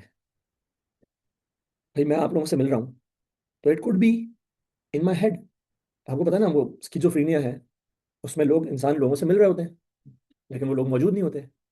तो मैं कैसे मानूं कि मुझे स्किज़ोफ्रेनिया नहीं है और आप लोग वाकई मौजूद हैं? है जी। और आप कैसे मान रहे हैं कि मैं मौजूद हूं और आपको स्किज़ोफ्रेनिया नहीं है? नहीं नहीं, वो भी छू के देख सकते हैं। फजल भाई आप भारत में हमें बुलाते हैं। ये हमारे एविडेंस है अच्छा, अब नहीं नहीं नहीं, ये भी कैसे एविडेंस है? भाई it could be that you, आप लोगों ने, किसी ने मैट्रिक्स मूवी तो देखी होगी ना आप सबने? समझ में आई थी उस वक्त जब देखी थी? नहीं आई थी। वो बड़ी जबरदस्त मूवी है इस हवाले से। वो असल में उन्होंने कहा है कि बस जब वो रोबोट्स ने कब्जा कर लिया, एआई ने कब्जा कर लिया इंसानों पे, तो इंसानों ने जनाब न्यूक्लियर ब्लास्ट कर दिए, वो पूरी जगह जो है न्यूक्लियर बादल बन गए। तो सन की रोशनी खत्म हो गई, वो रोबोट्स जो है वो अपनी एनर्जी सन से ले रहे थे, तो उनके पास एनर्जी सोर्स खत्म हो गया। मुसलमान कह रहा हूँ, इंसानों ने उनको खत्म करने के लिए एनर्जी सोर्स ब्लॉक कर दिया उनका। तो रोबोट्स ने कहा कि अच्छा, तुम्हारी ऐसी की तैसी, अब हम क्या करेंगे, हम तुम्हें हार्वेस्ट करेंगे। इंसानी बॉडी जो है ये हीट प्रोड्यूस करती है। तो उन्होंने क्या किया, इंसानों को पकड़ के फार्म्स में डाल दिया और उनसे उनकी हीट जो है उसको लेना शुरू कर दिया। प्रॉब्लम ये हुआ कि इंसानों के पास कुछ करने के लिए नहीं था, तो वो जल्दी मर गए या वो वीक थे। तो उन्होंने कहा यार इनको कुछ करने के लिए देना पड़ेगा। So they put them in some capsules and they hook them up with a computer program. अब वो उस कंप्यूटर प्रोग्राम के अंदर खेलते हैं, कूदते हैं, लड़ते हैं, मरते हैं, जॉबिंग करते हैं, सब कुछ करते हैं। तो उधर जो उनकी बॉडी है, वो उस पर रिएक्शन जो प्रोड्यूस होता है वो ये होता है कि वो सारे उनके अंदर से हीट प्रोड्यूस होती रहती है, मशीन्स उनको हार्वेस्ट करती रहती हैं और उससे अपनी एनर्जी सोर्स बनाती रहती हैं। समझ में आ गया? ठीक है। दोबारा देखेंगे। हाँ हाँ, तो बहुत मजा आएगा आपको अगर आप इसको इस तरह से समझेंगे ना। तो तो ये जिस प्रोग्राम में उन्होंने उनको हुकअप किया था, उस प्रोग्राम को वो कहते थे मैट्रिक्स। तो हीरो को उन्होंने समझाया, जो बाकी के साथी थे उसके, कि भाई तुम मैट्रिक्स में हो, अब तुम, ये प्रोग्राम है, इसके अंदर तुम कुछ भी कर सकते हो। तो उसने जनाब वो सारी चीजें सीख ली जो उसने सीख ली। अच्छा, मुझे भी ये मूवी याद नहीं है, तो मैं ये नहीं कह सकता कि बहुत कैसी किस रेटिंग की मूवी थी। ये हमने भी बचपन में ही देखी थी अपने। तो जो प्रोग्राम में उन्होंने डाला वो मैट्रिक्स प्रोग्राम था, उसके अंदर पूरी दुनिया चल रही थी, उसके अंदर न्यूयॉर्क भी था, पाकिस्तान भी था, लाहौर भी था, सारी चीजें थी। तो अब हम कैसे कह सकते हैं कि हम अभी एक मैट्रिक्स में नहीं है? और आजकल तो साइंटिस्ट ये बात करना शुरू हो गए हैं। तो आप ये नहीं कह सकते। वो उस फिलोसफर ने जब सोचना शुरू किया, तो उसने कहा कि भाई I don't know what exist and what does not. तो मैं आपसे बात कर रहा हूँ, यहाँ आपके घर में बैठा हूँ, it could all be my construct, मेरा स्किज़ोफ्रेनिया हो सकता है, मैं आपके जहन में ये कायनात अपने तखय्युल में बना सकता हूँ। लेकिन उसने कहा, आखिरी बात उसने कही ना, उसने कहा लेकिन ये सोच कौन रहा है? ये मैं सोच रहा हूँ। So I think therefore I am. मैं तो मौजूद हूँ, कोई और होगा या नहीं होगा, मैं तो हूँ। स्किज़ोफ्रेनिया भी तो कोई एक्सपीरियंस कर रहा है ना, तो वो कहेगा भाई मैं तो हूँ। लेकिन अब मुझे याद नहीं आ रहा कि भाई आपको क्यों पता है, क्यों बताया था भाई? तो सोललेस लोगों से शुरू होता है ना, कि जिनमें सोल नहीं होती है। लेस लोगों से मुझे भी याद आ रहा है ये, लेकिन मुझे अब ये नहीं, अपना पॉइंट नहीं याद आ रहा। तो लेकिन आपके इस बात से इस बात का जवाब वो मिल जाता है। मैं भी वो सोच रहा था, जो ईविल की और उसकी बात कर रहे थे, तो जो वल खैर शर्री वल खैर व शर्री मिन अल्लाह ताला, तो खैर जो समझ में आती है, तो शर की आप समझ में आए कि शर भी अल्लाह की तरफ से है, तो वो इसी तरह के लोग अगर फिर रहे हैं हाँ तो शर का अल्लाह ने उनको हाँ, देखिए ना, स्टेशन किया है ना एक जगह। समझ में नेतन्याहू की उससे कोई पूछ नहीं होगी उसके अंदर ये नहीं, यही तो सबसे बड़ी बात है। इसी वजह से तो पूछ हो सकती है, क्योंकि उसको फ्री विल दिया है। जी, आप दोबारा बोलिएगा। जी जी, जो फ्री विल की वजह से ही पूछ हो सकती है, अगर फ्री विल ना होती। लेकिन अगर उसके अंदर वही नहीं है, कि शर वाला आदमी है, उसके साथ सोल नहीं है, उसको वैसे छोड़ा हुआ तो जब हाँ, ये भी मुमकिन है, तो फिर हो सकता है ये भी नेतन्याहू भी मुमकिन है। हो। अगर अल्लाह ताला ने उसको एज अ एजेंट बनाया हुआ है, तो एज अ प्रोग्राम बनाया हुआ है, तो ठीक है, then he is man of God. अच्छा, अल्लाह ताला ये बयान भी करते हैं, बाय द वे। इत्तेफाक से अल्फाज मुंह में आ गए, लेकिन आपने देखा है कि सूरह बनी इसराइल में अल्लाह ताला फरमाते हैं कि जब दूसरे वादे का वक्त आया, तो हमने अपने बंदे भेजे जो उनके घरों में घुस गए। किसके घरों में? बनी इसराइल के। बनी इसराइल कौन थे? मुसलमान। बंदे जो आए थे वो कौन थे? वो था बख्त नजर नसर बादशाह, जो कि मुशरिक था। तो अल्लाह ने कहा हमने अपने बंदे भेजे जो उनके घरों में घुस गए। What does that mean? वो बख्त नसर, अब वो चाहे वो सोललेस था या सोलफुल था, लेकिन वो उस वक्त काम जो है वो कर रहा था जो अल्लाह उससे चाह रहा था। ठीक है, तो it would be very well कि हाँ, अगर अल्लाह ताला ने किसी को उसमें प्रोग्राम बना के भेजा हुआ है, तो वैसे हम आम इंसानों को सबको इंसान ही मानेंगे। ऐसा ना हो कि आप लोगों को बस प्रोग्राम के तौर पे देखना शुरू कर दें कल से। ऐसा ना कीजिएगा। आप तो हमारा दोस्त, हम वैसे से पीछे पड़े हैं अल्लाह का बंदा। तो ये तो मैंने आपको एक वो बता दी कि भाई there can be and there is this idea that there are people जो इस कैटेगरी के अंदर फॉल होते हैं। तो अब जब हम दीन के उससे देखते हैं, तो हम ये देखते हैं कि भाई अल्लाह ताला ने इस पूरे problem of pain and suffering को कैसे सॉल्व कर दिया। अल्लाह ने कहा मैं अल हकीम हूँ, मेरे हर काम में हिकमत है। और ये जिंदगी जो है ये टेस्ट है। इस टेस्ट के अंदर आपके साथ अच्छाई भी होगी, बुराई भी होगी। हम देखेंगे तुम अच्छाई पे जब मिलती है तब क्या करते हो, जब तुम्हें कोई तकलीफ पहुंचती है तो क्या करते हो। बल्कि एक दीन तो हमारा ये कहता है कि ये तो हमारे हमारे सिस्टम का लाजमी हिस्सा है। इतना लाजमी हिस्सा है कि अल्लाह ताला फरमाते हैं वला नबलुवन्नकुम, हम तुम्हें लाजमन आजमाएंगे, हम तुम्हें ये लाजमन ये पहुंचाएंगे क्या। वला नबलुवन्नकुम बिशैइन मिनल खौफि वल जूइ व नक्सिम मिनल अम्वाली वल अनफुसी वस्समरात, तो हम तुम्हें लाजमन ये चीज़ें पहुंचाएंगे कि तुम्हें खौफ आएगा, तुम्हें भूख आएगी, तुम्हें प्यास आएगी, तुम्हें तुम्हारे जो फायदे हैं उनके ज़ाया कर देंगे हम। तुम्हें चीज़ें मिलेंगी और तुमसे छिन जाएंगी। और हाँ, लेकिन जो उसमें इन सब चीज़ों में सब्र की रविश अख्तियार करेगा, इन अल्लाह मअस साबिरीन, अल्लाह उसको वो अल्लाह को अपने पास पाएगा। ठीक है, वो बशर साबिरीन, तो इनके लिए बशारतें सब्र करने वालों के लिए। तो हमारा दीन इस सारे प्रॉब्लम को बड़ा एक सिंपल तरीके से रिजॉल्व कर देता है।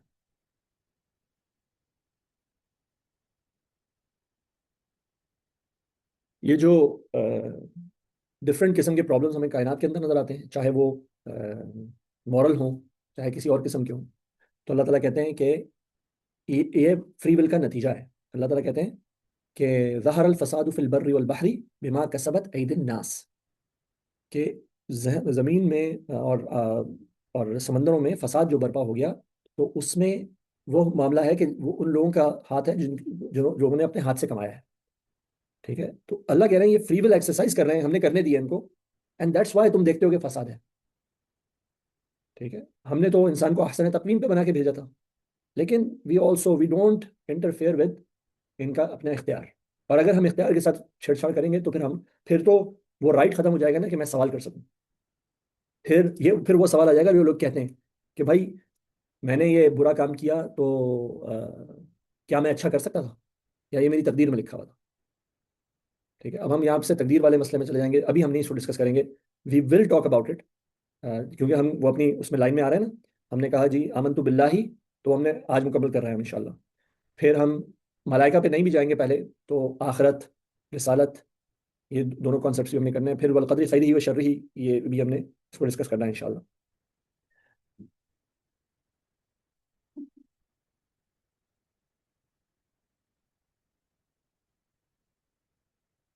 दूसरी ये बात भी हो चुकी कि अल्लाह ताला इन मुश्किलात को जो हमें फेस करनी होती है, किसी भी किस्म की जो मुश्किल है, हत्ता कि ये बात कि अगर एक कांटा भी चुभता है तो उसके बदले में अल्लाह ताला हमें प्योरीफाई करते हैं। तो यानी कि जब हम अल्लाह पर यकीन रखते हैं या जब हम खुदा का इकरार करते हैं, तो हर चीज़ एक लॉजिकल से, दिस इज मोर लॉजिकल, कि वरना जो है ना, वरना तो अंधी बहरी तकलीफ थी कि भाई किसी शख्स के साथ ये हुआ हुआ है, किसी शख्स के साथ वो हुआ हुआ है, हर शख्स पेन में है। तो ये अंधी बहरी तकलीफ थी। हमने जो दीन का कॉन्सेप्ट है वो उसको अंधे बहरे से हटा के उसके पीछे एक हिकमत दे देता है, उसके पीछे आपको एक रिवॉर्ड सिस्टम दे देता है। अब इंसान, तो उसी रिवॉर्ड सिस्टम के तहत जो है वो लोग वो बात कह सकते हैं जो वो कहते हैं। एक सवाल हो जी जी। कि ये टेस्ट सबका सिमिलर क्यों नहीं है? फेयरनेस तो ये थी कि हर इंसान का टेस्ट सेम होता है। गुड क्वेश्चन है, क्योंकि हर इंसान सेम नहीं है। अल्लाह ताला ने आपको जब बनाया है तो आपको बिल्कुल यूनिक बनाया है। ठीक है ना, आपकी फिंगरप्रिंट्स की गवाही दे रहे हैं कि आपको अल्लाह ताला ने यूनिक बनाया है। अल्लाह ने कोई मास जो प्रोडक्शन की फैक्ट्री नहीं लगाई कि जनाब सारे के सारे एक ही ठप्पे के साथ जो है ना वो बनते चले जाएं। तो चूंकि अल्लाह ताला ने हर एक शख्स में मुख्तलिफ इस्तेदाद रखी है, मुख्तलिफ कैपेबिलिटी रखी है, इसलिए उसका टेस्ट जो बिल्कुल यानी कि इंसाफ की करीब तरीन बात, इंसाफ की बात यह है, करीब तरीन तो नहीं कहना चाहिए, असल इंसाफ यही है कि हर शख्स को उसके हिसाब से जांचा जाए। टेस्ट तो डिफरेंट है, पर सॉरी, टेस्ट तो डिफरेंट है लेकिन रिवार्ड भी तो उसके हिसाब से है। रिवॉर्ड भी जैसे उसके हिसाब से मनशा भाई का सदका 500 riyal as compare to worker का सदका 500 riyal will be huge will difference. Be huge difference. तो यस। इसमें कंपनसेशन हो जाएगी, जैसे हाँ, इसलिए 10 रियाल आपके तो हक आ असल जाते में हमने बात की थी शायद इसके मतलब कि फिर आपकी जो फिनिश लाइन है वो डिफरेंट है। अ, एक सोशल एक्सपेरिमेंट आजकल, आजकल तो नहीं, वैसे पुराना हो गया, यूट्यूब वगैरह पे चला था, कि वो लोगों को एक लाइन में खड़ा कर देते हैं और उसके बाद लोगों से कहते हैं कि भाई तुम में से जो जो वो गोरे थे ना सारे, तो उनके यहाँ तो आपको पता है सिंगल पेरेंटिंग होती है। उन्होंने कहा जो जो जिस जिसके घर में दोनों पेरेंट्स हैं वो 2 कदम आगे आ जाए। तो अगर 50 बंदे खड़े थे तो उनमें से 25 आगे आ गए होंगे। फिर उन्होंने कहा कि जी जिसके घर की हाउस होल्ड इनकम इतनी है वो आगे आ जाए, जो ऐसे ऐसे इलाकों में रहते हैं वो आगे आ जाइए। तो असल में वो उस एक्सपेरिमेंट का मकसद ये था कि सब लोग देखें कि प्रिविलेज कैसे काम करता है। हम समझते हैं जी हम जो हैं बड़े स्मार्ट थे, हमने ऐसा किया, हमने वैसा किया, तो इसलिए आज हम बड़े कामयाब हैं। उन्होंने कहा कि आप देखें कि हाउ प्रिविलेज वर्क्स। और अच्छा, उसके अंदर जो है वो सबसे पीछे वो ब्लैक अमेरिकन खड़े थे सारे, ना अम्मा अब्बा दोनों के थे, ना फिर हाउस होल्ड इनकम थी, ना वो था, ना कुछ, ना अगर आपके पास जनाब फलानी मेडिकल इंश्योरेंस है तब आप आगे आ जाएं, एक्सेट्रा एक्सेट्रा। तो उससे लोगों को ये समझ में आया कि भाई हम समझ रहे थे कि this is us, but actually ये तो कुछ और फैक्टर्स डिसाइड कर रहे हैं कि कौन आगे जाएगा लाइफ में। तो बिल्कुल उसी तरह अल्लाह ताला ने हम लोगों को डिफरेंट प्रिविलेजेस दिए हैं और हम सबकी फिनिश लाइन डिफरेंट रखी है। तो एक शख्स जिसको अल्लाह ने बहुत ज़हीन बनाया है, वो वाकया तो आपने पढ़ा है, सुना है कि वो एक जो औरत थी पेशावर, उसको उसने एक कुत्ते को पानी पिलाया तो उसके लिए फैसला हो गया कि जन्नत मिल जाएगी। ठीक है, तो इसका मतलब क्या है कि हम सब भी कुत्तों को पानी पिलाते रहें और इंतजार करें कि हमें जन्नत इस तरह से मिलेगी? तो उसका जवाब है नहीं, आपकी जन्नत आपको दूसरी तरह से कमानी पड़ेगी। ठीक है, जो जो कैपेबिलिटीज अल्लाह ताला ने आपको दी हैं उसके हिसाब से। अच्छा, ये जो हमने बात की कि कुछ इविल जो होते हैं वो अपेरेंट होते हैं लेकिन एक्चुअली मर्सी होती है, अल्लाह ताला का एक जवाब ये भी है। अल्लाह ताला कहते हैं आसा अन तकरहू शैअन व हुवा खैरुल लकुम व आसा अन तुहिब्बु शैअन व हुवा शर्रुल लकुम। तो ऐसा भी होता है कि कुछ चीज़ों से तुम कराहत करते हो, नफरत करते हो, लेकिन वो तुम्हारे लिए बेहतर होती हैं। एज डॉक्टर्स आप लोगों ने ऐसे बहुत सारे प्रोसेस देखे हैं, मरीज जो है वो शायद कभी भी नहीं चाहता कि वो प्रोसेस से गुजरे, लेकिन आपको पता होता है कि वही उसके लिए बेहतर है। छोटे बच्चों के मामले में तो खासतौर पर आप समझते हैं इंजेक्शन। तो अल्लाह ताला कहता है कि आपको रिजल्ट्स की समझ में नहीं आती है, what you take as evil at this point in time might be actually something really good for you.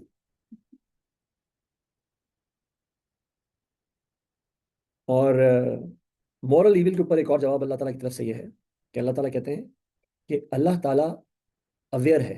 तो ये ना समझना कि अल्लाह ताला जानता नहीं है या अल्लाह ताला देख नहीं रहा। अल्लाह ताला देख रहा है, और ये जो फ्री विल है जिसको एक्सरसाइज करने का मौका दिया जा रहा है ये टेम्पररी है, लेकिन जो इसका रिजल्ट है, रिवॉर्ड्स हैं, वो इटर्नल है। तो अल्लाह ताला कहीं गायब नहीं हुआ। हाँ, एज एन इन्विजिलेटर वो देख रहा है इस वक्त। इस वक्त उसका काम यह है कि he lets you do whatever you want to do. कॉपियां चेक होने का मरहला अलग है, रिजल्ट्स अनाउंस होने का मरहला एक अलग है।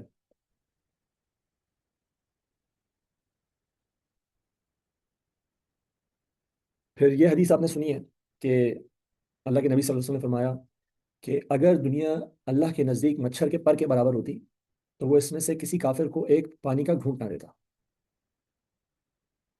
ये जो जो यानी कि अगर अल्लाह ताला ने इसी दुनिया में फैसला करना होता ठीक है।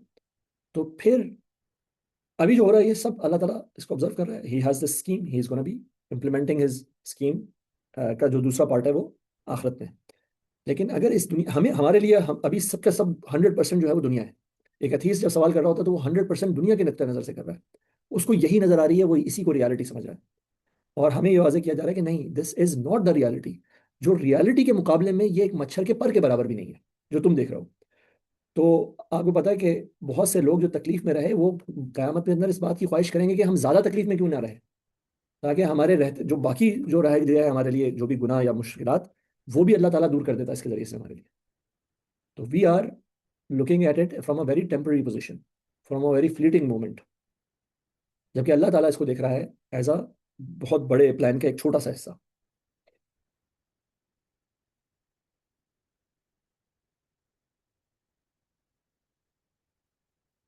अच्छा जी, तो अब कुछ ऑब्जेक्शन आप लोग ही कर लें, कुछ सवालात।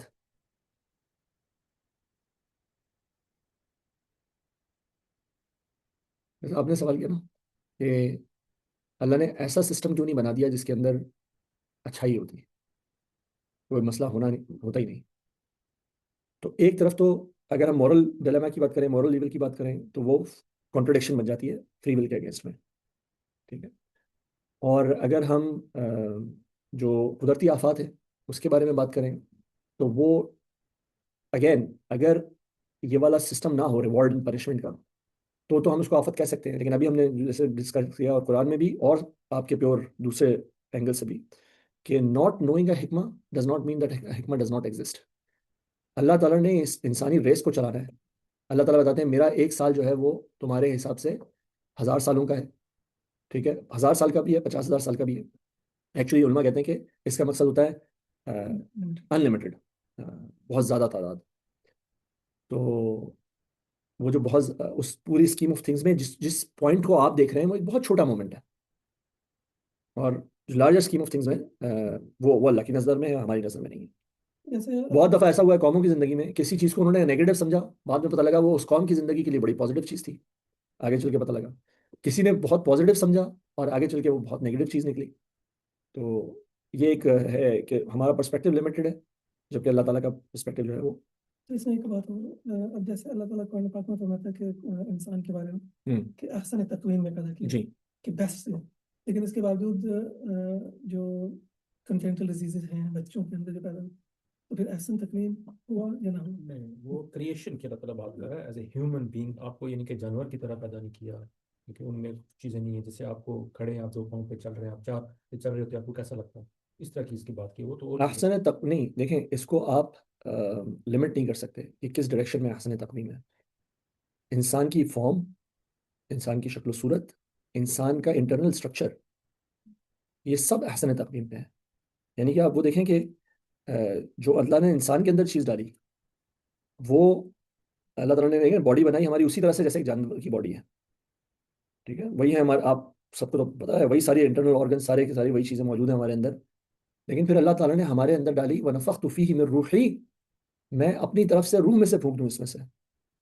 तो that is the one that creates us as a हसन तकवीम। We are a combination of the highest thing in the world, in the universe. जो क्रिएशन के अंदर जो हाईएस्ट चीज हो सकती है, हम उसके हमारे अंदर उसका एक जौहर मौजूद है। तो that makes us on the हसन तकवीम। इसका इस बात से कोई ताल्लुक नहीं कि आप कंजेंशियल डिजीज हो या डिफेक्ट्स हों और इस तरह के प्रॉब्लम्स हों। देखिए ठीक है, अहसन तकवीम डिफरेंट डायरेक्शंस में है। जी उसमें एक उसकी स्ट्रक्चरल है ना, मैं कहता हूँ जी ये मैंने अपना बेस्ट टेबल बनाया पर उसके, जी तो I would like this table to be really strong long lasting. Is the best ये होगा कि ये कभी खराब ना हो, जिंदगी में खराब ना हो, ये जैसे जस्ट फॉर स्ट्रक्चर। सही है। तो अल्लाह ताला ने एक अहसन तकवीम की ऐसा बनाई होगा है। क्या? आप बना सकेंगे कोई ऐसी चीज? तो अल्लाह तो बना सकता है ना, आप बना सकेंगे? तो मैं नहीं क्यों बना बना? सकेंगे, ठीक है। आप बनाना चाहेंगे भी ऐसी चीज कोई? देखें, अल्लाह ने अहसन तकवीम की एक डेफिनेशन भी बताई ना हमें, और उसके बाद दोबारा फौरन से ये भी बताया, लक़द खलक़नल इंसाना फी अहसनि तक़वीम सुम्मा रददनाहु अस्फला साफिलीन, कि हमने उसको फिर पलटाया भी नीचों से भी नीचा। था अहसन, ये बिल्कुल अहसन तकवीम पे बनाया गया था, लेकिन जो इसके इर्द गिर्द में हमने ऐसे फैक्टर्स भी रखे कि इसके पास ये ऑप्शन था कि वो जो है असफला साफिलीन भी बन सकता है। तो ये फैक्टर्स कहाँ से आएंगे? ये फैक्टर्स एनवायरनमेंट प्रोवाइड करेगी ना उसको। तो यानी कि अल्लाह ताला ने ईविल को पनपने की इजाजत दी है, इसमें कोई शक व शुबे की गुंजाइश नहीं है। ये और आयत जो है फिर उसके स्ट्रक्चरल जो डेवलपमेंट है उस पे नहीं है, उसके इनर स्ट्रक्चर की बात है ये सिर्फ इंसान की। जो उसका एक हालांकि हमारे structure- मुफस्सिरीन ने इंसान की हियत की भी बात की है, उसकी बॉडी की भी बात की है इसके अंदर, लेकिन बॉडी वाइज इंसान वाकई खूबसूरत है। वो देखें, है, हाँ, लेकिन वही बात कि अगर आप इंसानियत को एज अ होल लेंगे और उसके अंदर बीच बीच में आपको वो मिलेंगी, एक सिस्टमैटिक एनामलीज मिलेंगी, ठीक है, तो वो सिस्टमैटिक एनामलीज है, वो सिस्टम का हिस्सा है, अल्लाह ताला ने रखा है।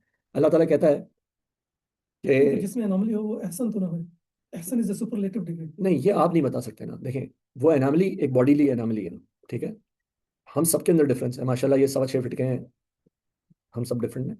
अगर if there was one pattern कि जी ये होता है जबरदस्त और ऐसा, तो चले हम ये बात भी कर सकते थे। अल्लाह ताला ने हम लोगों को एक मुरक्कब बनाया है, एक कॉम्बिनेशन बनाया है। देर आर वेरी, हिटलर जैसा बंदा था, छोटा सा था, उसने दुनिया तब्दील कर दी, ठीक है, उसके पास क्या होगा, उसके पास कॉन्फिडेंस था, उसके पास और चीज़ें, अल्लाह ताला उसको लीडरशिप दी हुई थी, ठीक है। तो अल्लाह ने हर एक को उसकी उसके हिसाब से कैपेबिलिटीज दी। मैं ये बात हम डिस्कस कर चुके हैं ना कि अल्लाह ताला ने सबको एक जैसा नहीं बनाया। अल्लाह ताला फरमाते हैं ये बात कि यहबु लिमन यशाउ व यहबु लिमन यशाउ यहबु लिमन यशाउ ज़ुकूरन व यहबु लिमन यशाउ इनाथन व यहबु लिमन यशाउ ज़ुकूर, कि वो चाहता है, जिसको चाहता है उसको फीमेल्स देता है, जिसको चाहता है उसको मेल्स देता है।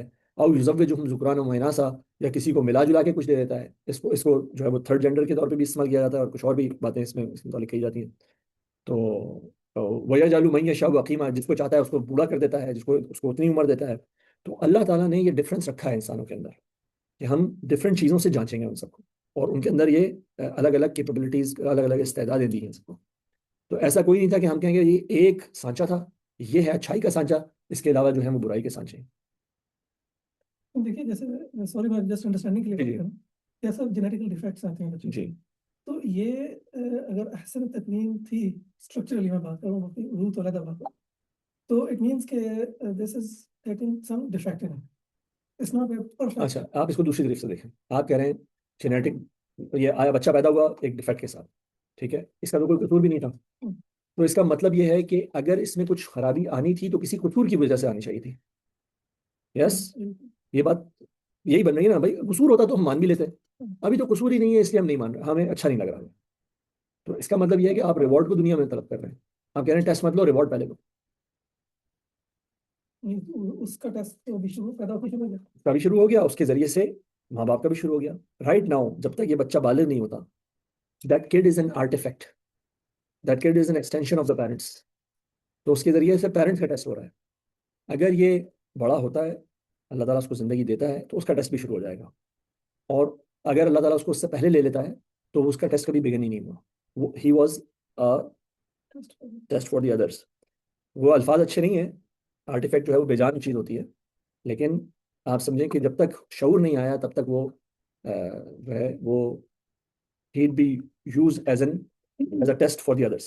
तभी आपने जो वर्ड यूज किया आर्टिफैक्ट, जी, इट मींस के फिर वो अहसन तकवीन के अंदर आर्टिफैक्ट आ गया। असल में नहीं, ये डिफेक्ट नहीं है, आर्टिफैक्ट है। असल में मुझे लगता है कि आप जो कंफ्यूज कर रहे हैं ना भाई, वो अल्लाह ताला ने जो जितनी भी क्रिएशन है, जितनी भी क्रिएशन, उनमें से ह्यूमन बीइंग को बयान किया है कि हमने आपको कैसे बनाया। मैं आपको मिसाल देता हूँ कि हमारे पास अक्ल है, हमारे पास दिमाग है, लेकिन मेरी भी पूंछ लगी होती है, मेरी भी ऐसे वो लगा होता है, मैं चल रहा होता हूँ, लगा होता मैं इंसान हूँ। तो उस सेंस में आपकी वो एस्पेक्ट्स बहुत सारे हैं, ये नहीं मैं कह रहा कि सिर्फ ये वाला एस्पेक्ट है, लेकिन अल्लाह ताला ने बोला कि मेरी जितनी भी क्रिएशन में उसमें मैंने आपको खूबसूरत या अच्छे अंदाज में बनाया। उसमें बहुत सारी चीज़ें आती हैं, उसमें आपकी अकल है, आपका बॉडी स्ट्रक्चर है, आपकी है। नहीं देखो भाई, बॉडी स्ट्रक्चर की बात तो होती है, लेकिन अगर हम सबकी दुम होती तो हम दुम को कॉमन समझते हैं, उसको समझते थे और दुम पे भी हम कोई पोनी वोनी बांध के घूम रहे होते हैं, तो कोई मसला नहीं है। वो मसला नहीं है। मैं बस ये कहना चाहता हूँ, देखिए एक जस्ट देखें, डिफेक्ट नहीं है ना, ऑफ परफेक्शन, आप समझें इस बात को। जैसे कॉन्सेप्ट ऑफ परफेक्शन कि मैं कहता हूँ कि मैंने एक चीज परफेक्ट बनाई है। जी, now having any defect or artifact or any system error in it ये सिस्टम means देखें, कि I have not created the perfect thing। नहीं, देखें, ये एरर नहीं है, एरर नहीं है, कायनात में एरर की गुंजाइश नहीं है। अल्लाह ताला तो कहते हैं ना कि ये जरा आसमान को देखो, कोई मसला नजर आ रहा है, नहीं जमीन को देखो, कोई मसला नजर आ रहा है, फर्जिअल बसरा हल तरा मिन फुतूर, नहीं कोई तुम्हें कोई फुतूर नजर आ रहा है इसमें? नहीं है। सुम्मा मरजिअल बसरा कररतैन यनक़लिबु इलैकल बसरु व हुवा खासिम व हुवा हसीर, जी, ठीक है। तो यही मेरा तो सवाल है ना, आपको इसमें एक ये ऐसी एरर नहीं है, ये एरर नहीं है, ये पार्ट ऑफ द सिस्टम है। जैसे मैंने आपसे अर्ज किया ना कि जब अल्लाह ताला ने टेस्ट लेना है, दुनिया इज फॉर टेस्ट, तो उस टेस्ट के जो तरीक़ेकार अल्लाह ताला वज़ा कर रहा है, जो क्वेश्चंस बना रहा है, उस क्वेश्चन में वो लोग भी हैं जो विदाउट एनी सोल हैं, वो लोग भी हैं, वो बच्चे भी हैं जो बगैर किसी कसूर के, हमारे हिसाब से बगैर किसी कसूर के ऐसे हो गए, ठीक है। हमें लग रहा है कि उनके साथ बहुत ज़्यादती हो रही है। हमने ये देखा है कि बहुत सारे लोग, इस किस्म के लोग, उनको अल्लाह ताला डिफरेंट फैकल्टीज दे देते हैं। वो क्या नाम था इसका, स्टीफन हॉकिंग, ठीक है। एक तरफ वो उस बीमारी का शिकार है, दूसरी तरफ ही सुपर जीनियस, जीनियस भी नहीं है, ठीक है। तो अल्लाह ताला अगर किसी बंदे से टेस्ट लेना चाहते हैं तो उसको उसके हिसाब से कॉम्पनसेट करते हैं। मैं देख के फैसला नहीं कर सकता कि इस बंदे के पास क्या है और क्या नहीं है, मैं उसको अपने आप से कंपेयर करूंगा।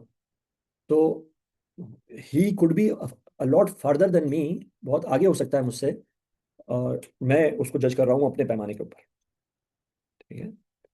अगेन, जो बच्चा है, अगर अल्लाह ताला ने उनको सबको सही बनाना था बगैर कसूर के, तो फिर बड़े को भी बगैर कसूर के कुछ नहीं होना चाहिए था। और वो कसूर जो है वो हमारी डेफिनेशन ऑफ कसूर पे पूरा उतरना चाहिए, ठीक है। अब हम कहें भाई ये बंदा बैठा बैठा अचानक से हार्ट अटैक हो गया, मर गया, तो आप लोग तो बोलते हैं भाई इसके पीछे एक रीज़न होगा, इसकी एक हिस्ट्री होगी, when you go into that, तो आप कुछ फाइंड भी कर लेते हैं।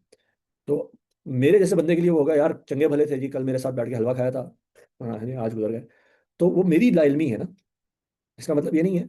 तो अल्लाह ताला अगर किसी को कोई आपके हिसाब से डिफेक्ट दे रहा है, तो किसी के हिसाब से शायद आप डिफेक्टिव हो, किसी के हिसाब से मैं डिफेक्टिव हूँ, मैं स्टटर करता हूँ बात करते हुए, मेरी आवाज़ अच्छी नहीं है, मेरे बाल नहीं है मेरे ठीक है, तो डिफेक्ट्स तो हैं। तो आप किस तरह कंपेयर करेंगे, व्हाट इज, ये किस चीज़ में क्या चीज़ इक्वेट करेंगे आप, ठीक है। तो बहुत से लोग बहुत सारी चीज़ों के लिए, ख़वातीन जो है वो अपनी लिप्स फुल कराने के लिए जान की बाजी लगा लेती हैं, ठीक है। तो हर चीज़ की इंपॉर्टेंस हर बंदे वाइज होगी कि क्या चीज़ किसके लिए कितनी इंपॉर्टेंट है। अल्लाह ताला ने जिसको बगैर टांगों के पैदा कर दिया, उसका एक टेस्ट है, जब शऊर की स्टेज पे पहुंच जाएगा उसका टेस्ट शुरू हो जाएगा। अल्लाह ताला ने हो सकता है उसको मजीद फैकल्टीज दी हों जिसको हम जज नहीं कर सकते हो। तो आप ये नहीं कह सकते कि वो आपसे कम है। और ये दुनिया में बार बार साबित हुआ है बहुत जगहों पे कि वो लोग जिनको हम वैसे समझ रहे थे कि ये हल्के हैं किसी वजह से, they turn out to be very भारी। एक यहाँ पे क्वेश्चन है कि if the suffering of Fazla is part of the grand scheme, should we take it easy? Not at all, क्योंकि अगर आप इसको ईजी लेंगे तो आप फेल कर जाएंगे अपने टेस्ट में। एक दफा आप रिपीट भी कर दें क्वेश्चन। जी, तो सवाल ये था कि अगर गजा की जो सफरिंग है वो भी अल्लाह ताला के पार्ट के प्लान का पार्ट है, तो फिर we should take it easy. The answer is definitely not. देखें, अल्लाह का प्लान क्या है ये मैं नहीं जानता। हमें ये पता है हर चीज़ अल्लाह की मर्जी से होती है, लेकिन मैं ये जानता हूं कि अल्लाह के मेरे पास कुछ अहकामात मौजूद हैं। कल को क्या होना है, क्या नहीं होना, कल गजा, क्या फ़लस्तीन अलग मुल्क बनेगा या नहीं बनेगा, बच्चों को इंसाफ मिलेगा कि नहीं मिलेगा, नेतन्याहू बड़ी एक गोल्डन एज के अंदर जाके बहुत पीसफुली अपने बिस्तर पे मरेगा या कोई बहुत इबरतनाक मौत मरेगा, आई डोंट नो।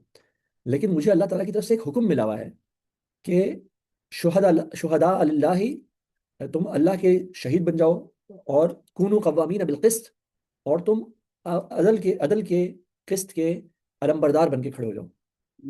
अपनी अपनी कैपेसिटीज में you need to be fighting for अदल एंड जस्टिस। तो मैं उसको इजी नहीं ले सकता, क्योंकि मुझे हुक्म यह है कि इजी नहीं लेना आपने। वो सब कुछ अल्लाह ताला की मर्जी से रहा है, अल्लाह ताला की इजाज़त से हो रहा है। लेकिन उसी अल्लाह ताला ने हमें ये हुक्म दिया है कि यू वुड रेजिस्ट इविल जहां तुम उसको देखोगे।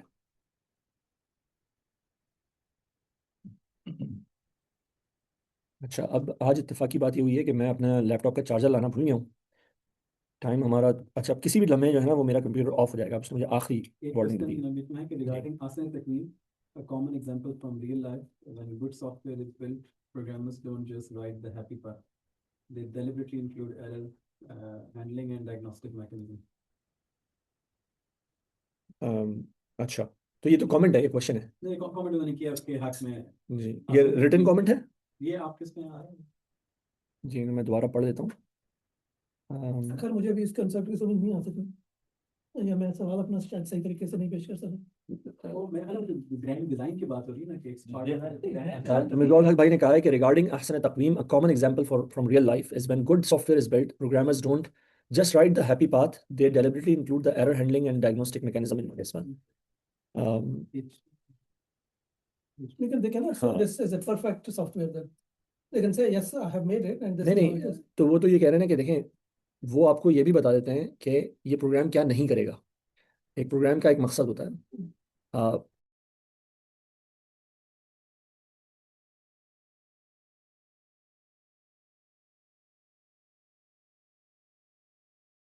तो असल में हर प्रोग्राम का एक स्कोप भी होता है ना, तो हम हर प्रोग्राम को उसके स्कोप के अंदर रहते हुए समझते हैं। अब आप अहसन तकवीम जिसे कह रहे हैं, तो अब आप चाह रहे हैं कि मेरे जहन में जो भी अच्छी डेफिनेशन आए उसकी, वो उसके मुताबिक होना चाहिए, मैं कहता ठीक हूँ है। जबकि स्कोप जो अल्लाह ताला डिफाइन कर रहे हैं इसका, वो स्कोप ये है कि हमने इस सारी तख्लीक को किया इसलिए है so that we can test you. कि मेरा सवाल डिफरेंट है। मेरा सवाल ये है कि जैसे अल्लाह जो है या गॉड, अगर आप उसको आउट ऑफ इस्लामिक वे लेना जी। चाहिए, हम लोग कहते हैं जी कि वो ऑल नोइंग है, all he can create something which is best. जी। उससे ऊपर तो कोई हो नहीं सकता ना, जी। That's the last. और वो कहता है जी कि ये मैंने चीज बेस्ट बनाई है, हम्म। थिंग। अल्लाह सुब्हानहू व तआला। तो जो चीज बनी है हम्म। उसमें डिफेक्ट नहीं होना। डिफेक्ट को आप कैसे डिफाइन कर रहे हाँ। ये जो अच्छा उसको कहते हैं birth problem, DNA defect, genetical defect. एक देखो ना, एक मैं कहता हूँ, एक जनरल सर्जन कहता है जी मैंने ये ऑपरेशन पूरा अच्छा कर दिया। हम्म। एक मैं साइंस सर्जन हूँ, मैं कहता हूँ यार मैंने ये बेस्ट। हम्म। एक मेरे भी ऊपर एक जो टर्शियरी केयर सेंटर में बैठा है, वो कहता है यार मैंने बहुत अच्छा, different level, we have different capacity. एक अल्लाह है कहता है यार मैंने बेस्ट बना। हाउ कम डिफेक्ट और any like margin of error. देखिए, आप अभी भी उसके जो फिजिकल स्ट्रक्चर है उसकी बात कर रहे हैं, अभी ठीक मैं है। उसका कह रहा हूँ, मैंने आपसे कहा कि जो बेसिक जो अहसन तकवीम वाला एलिमेंट है वो इंटरनल है, वो एक्सटर्नल नहीं है। वो इंटरनल ऐसे है, हाँ देखिए, मैंने कहा ना, कुछ उलमा इसके बयान करते हैं कि इंसान की जो साख्त है वो भी बड़ी खूबसूरत अल्लाह ताला ने बनाई है। मैं वैसे कहता हूँ कि भाई इंसान की साख्त जैसी भी होती है हम उसको उसी को एक्सेप्ट करते हैं, हम उसी के अंदर खूबसूरती देखते हैं। हमें गाय बैल भी तो खूबसूरत लगते हैं, बकरा ईद पे जब हम जाके लेते हैं तो हम उसके अंदर उनके हिसाब से खूबसूरती ढूंढते हैं। तो स्ट्रक्चरल से ज़्यादा ये बात जो है ये इंटरनल है, और उस इंटरनल का जो सबसे बड़ा एलिमेंट है वो रूह है जो अल्लाह की तरफ से आई है उसके अंदर। ये चीज़ जो है ये जिनों के पास नहीं है, ये जानवरों के पास नहीं है, और ये फरिश्तों के पास नहीं है। तो उस अब आप उस क्रिएशन के रियाल में देखें, इंसान अहसन तकवीम बन, he is above all those creations. That's why Allah ताला ने फरिश्तों को भी हुक्म दिया कि भाई इसको सजदा करो, टू इस बात को सिग्निफाई करने के लिए ये इंसान जो क्रिएट किया हमने ये सबसे आला और अफضل। तो ये उसकी जो हसन तकवीम वाला एलिमेंट है वो ये वाला, ये डिमेंशन है उसका। बेसिक और लेवल छोड़ता है जी। फिर जानवरों का नहीं है। ये वाकई बेसिक सवाल है। तो भाई एक हमारे आलमगीर भाई कह रहे हैं कि क्या जानवरों में रूह नहीं है। तो that is a very common misunderstanding कि जानवरों में वाकई रूह नहीं है। आपने आज तक ये नहीं सुना होगा कि भाई जानवर की रूह निकल गई। आपने हमेशा सुना है कि जानवर की क्या निकल गई, जान निकल गई। हम लोगों ने जान और रूह को मिक्सअप कर दिया, ठीक है। नॉर्मली जान is a physical thing, it's a current that is going around in our body, ठीक है। और रूह जो है वो एक मेटाफिजिकल थिंग है, उसको आप कभी भी नहीं पकड़ सकते, उसको आप उसके मुतालिक आपको नहीं पता लग सकता। और ये कुरान में बयान हुआ है कि ऐसे इंसान, जो मैंने आपसे अर्ज किया था, कि ऐसे लोग हैं जिनमें जान तो है लेकिन रूह नहीं है। अल्लाह ने कहा उनके लिए कि उलाई का कल अनाम ही बल हुम अदल, ये अब मवेशियों जैसे हैं बल्कि उनसे भी बदतर हैं, क्योंकि लगते इंसान है और है मवेशी। जिनों में भी रूह मौजूद नहीं। हिसाब किताब जिनों का भी होगा, उसकी वजह देखें, रूह की वजह से हिसाब किताब नहीं है। हिसाब किताब की जो जो वजह बनती है वो बनती है इख्तियार, फ्री विल। तो जिनों के पास भी फ्री विल है और इंसानों के पास भी फ्री विल है, तो ये दोनों जो हैं जो बीइंग्स हैं, इन दोनों का हिसाब किताब होना है। फरिश्तों के पास फ्री विल नहीं है, जानवरों के पास फ्री विल नहीं है। इन दोनों का हिसाब किताब नहीं होना, इन दोनों का हिसाब किताब होना है नहीं। जान है जान तो होगी तो फ्री विल एक्सरसाइज होगी। जान तो जान इज अ वेरी, जान इज लाइक कॉमन डिनोमिनेटर। जिसके पास जान जिसके पास जान है उसके पास फ्री विल होनी चाहिए, नहीं ये भी दुरुस्त नहीं है। जैसे मैंने कहा आपका जानवर के पास फ्री विल नहीं। अच्छा जानवर ने बात तो अपनी मर्जी से शिकार करता है, बैठा हुआ है, हाँ। उसको नजर आई हरन, वो चाहे कर ले शिकार, चाहे ना करे, हाँ। ये उसकी फ्री विल नहीं नहीं फ्री विल नहीं है, है उसकी वो अपने तरफ से प्रोग्राम के ऊपर चल रहा है। एक प्रोग्राम है उसके अंदर।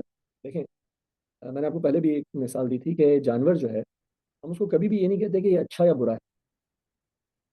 जो चॉइस तो उसकी इवन है। जो शेर है जब वो दूसरे शेर के सारे बच्चों को मार देता है मादा पे कब्जा करने के लिए, तो हम उसको ईविल नहीं कहते, हम उसको शेर कहते हैं।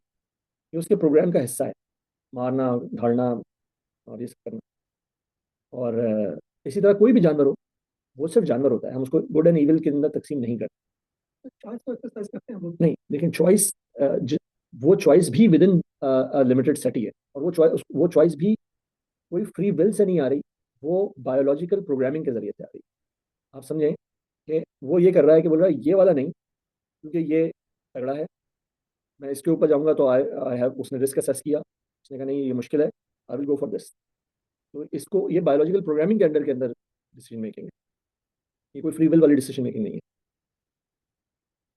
तो आप ये कह रहे हैं कि फिर जो हिसाब किताब है वो सिर्फ इंसानों का होगा, जिनों का नहीं है। नहीं हजरत, मैंने ये नहीं कहा। मैंने कहा जिनों का हिसाब किताब है, क्योंकि उनके पास फ्री विल है। जो जिन हो गए और इंसान हो गए। जिन और इंसान के पास फ्री विल है, इन दोनों का हिसाब किताब होगा। जानवरों के पास और फरिश्तों के पास फ्री विल नहीं है, इसलिए इन दोनों का हिसाब किताब नहीं होगा। इंसान भी दूसरों के ऊपर जुल्म करने के लिए रिस्क असेसमेंट ही करते हैं।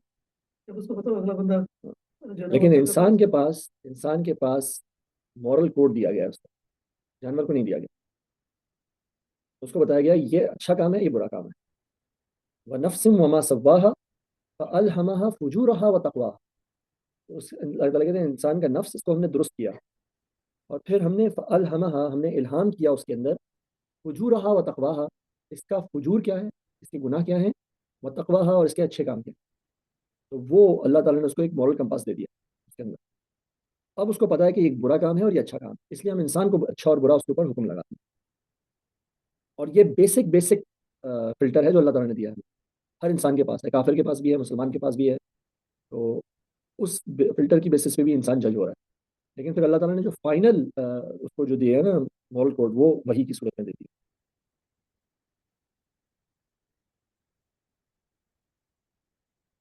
बड़ी कॉम्प्लेक्स चीजें हैं। खासकर हो सकता है जो लोग जुल्म कर रहे हों हम्म, वो एक ऐसी स्टेट ऑफ माइंड के अंदर होते हैं, या उनके इर्द गिर्द इस तरह के एनवायरनमेंट होता है तो उनको पता नहीं चल रहा होता कि मैं जुल्म कर रहा हम्म, हूं। ये सिचुएशन होती है कि जैसे एक जो बंदा बहुत अमीर हो, इन्हीं हम्म, घराने में पैदा हुआ सारा कुछ, हम्म। उसको नहीं पता कि जो है ना मैं गरीब का हक खा रहा हूँ या ऐसी सही, कुछ। सही, ये बात दुरुस्त है। वैसे तो कहते हैं कि lack of knowledge is not an excuse. दुनिया का कानून आपको लैक ऑफ नॉलेज पे नहीं छोड़ता। अगर आपने एक काम गलत किया है, कानून ने आपको पकड़ लिया है, तो वो आपके ऊपर इम्प्लीमेंट करेगा। आपने, मुझे पता ही नहीं था इस बात का, तो they will not care about. लेकिन अल्लाह ताला के यहाँ ये मामला नहीं है। अल्लाह ताला के यहाँ अल्लाह ताला बार बार ये बात बताता है ना कि इन्नल्लाह अलीमुम बिज़ातिस सुदूर। इंसान, अल्लाह ताला वो जानता है जो इंसान के दिल के अंदर वाक़ई है। तो जो रुझानात, जो इन्वायरमेंट अल्लाह ताला ने आपको दी है, अल्लाह ताला आपको उसके हिसाब से जज करता है। इसलिए अल्लाह ताला कहते हैं वला यज़लिमु रब्बुका फतीला, कि अल्लाह ताला धागे के बराबर भी तुम्हारा रब जो है वो जुल्म नहीं करने वाला। तो अगर किसी का माहौल ऐसा है, जैसे हमने वो एग्जांपल देखी वो पेशावर खातून की, उनका माहौल जैसा था उसके हिसाब से टेस्ट क्रिएट हो गया उनके। लेकिन बात कर रहे थे कि जो बंदा जुल्म कर रहा होता है हम्म, उसके ख्याल में वो जुल्म नहीं करता, हाँ। दूसरे लेकिन बंदे को जुल्म करता उसके ख्याल को छोड़ दीजिए। अगर उसने, मतलब वो बंदा बाय हिज नेचर दुरुस्त सिमत में जा रहा है। हजरत हजरत उमर रज़ी अल्लाह अन्हु थे, जो उनके कबीले से मुसलमान होते थे उनको कोड़े लगाते थे, ठीक है, और फिर नबी करीम सल्लल्लाहु अलैहि वसल्लम को कत्ल करने के इरादे से निकले। तो ये सब तो उन्होंने नहीं किया ना। लेकिन जो उनके दिल की डायरेक्शन थी, वो क्यों इतना ज़्यादा वो करते थे, वो कहते थे कि इस शख्स ने रिश्तेदारियों को काटा है। उनके नज़दीक जो सबसे बड़ा गुट था, समम बोनम था, वो था सिला रहमी। उन्होंने कहा जी इस शख्स ने लोगों को अलग कर दिया एक दूसरे से। उन्होंने वो सारे काम किए। लेकिन चूंकि उनका दिल अल्लाह की तरफ माइल था, तो अल्लाह ताला ने उनको अपनी तरफ अट्रैक्ट कर लिया। अगर वो उसी हालत में इंतकाल कर जाते, भी अल्लाह ताला जानता है कि उनके दिल का हाल क्या था, ठीक है। तो अल्लाह ताला किसी के ऊपर जुल्म नहीं करने वाला। जिसको जैसे हालात दिए गए, अल्लाह ताला उसको उस हालात के हिसाब से जज करेगा। तो अगर आप कहते हैं कि कोई शख्स है जिसको कतन पता ही नहीं था, वो समझ रहा था आई एम डूइंग गुड, ठीक है, और from all the available sources उसके अपने अंदर से ये आवाज़ आ रही थी कि दिस इज गुड, तो अल्लाह ताला उसके ऊपर जुल्म नहीं करेगा। है। अगर तो उसने दूसरे इंसानों के ऊपर अगर जो उसने दूसरे, देखे, बात यही है ना, जो ऑल सोर्सेज हैं, मैंने आपसे कहा, एक सोर्स है आपके दिल की आवाज़, एक सोर्स है एक्सटर्नल, वही है। अगर उसने हर चीज़ की तरफ से इत्मीनान करके कहा नहीं यही दुरुस्त फैसला, तो आप समझे ना कि भाई किसी ने, मतलब जंगे जमल हुई, दोनों तरफ सहाबा लड़ रहे थे, दोनों ने अगर अपने दिल का इत्मीनान करके लड़े, तो क्या उनमें से एक गलत और एक सही है? हम कहेंगे ना कि वो दोनों अगर हक के साथ लड़ रहे थे तो हक थे। तो इसी तरह अगर एक इंसान अपनी सारी चीज़ें एग्जॉस्ट करने के बाद कहता है कि ये हक है, फिर let him defend it in the court of Allah सुब्हानहू व तआला। सही है ना? तो देन हम फिर उसके ऊपर ये वाला, अच्छा हमें जो अकल अल्लाह ताला ने दी, मैं उसको देखता हूँ, मैं कहता हूँ भाई तुम गलत कर रहे हो, दैट इज़ माई जॉब।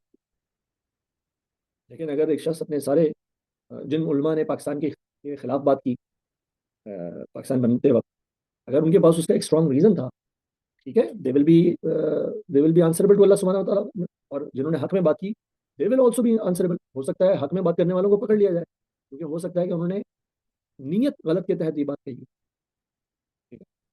तो अल्लाह ताला अलीमुम बिज़ाति सुदूर इसलिए जो अपनी ये वाली सिर्फ हमें बार बार बताई है, भाई देर इज कोई परेशानी की बात नहीं है, ये सारा हिसाब किताब मेरे पास है। व नहनु अक़रबु इलैहि मिन हब्लिल वरीद, हम तुम्हारी रगे जान से भी पास बैठे हैं। वलक़द खलक़नल इंसाना व नअलमु मा तुवस्विसु बिही, तो हमने इंसान को तख्लीक किया, हम जानते हैं कि उसके अंदर क्या क्या हो रहा है, क्या रुझानात बन रहे हैं, क्या मैलानात बन रहे हैं, क्या टेंडेंसीज हैं, we know it all. We are gonna जज यू। हमारे पास आओगे तो तुम्हारे पास आंसर्स नहीं होंगे उन चीज़ों।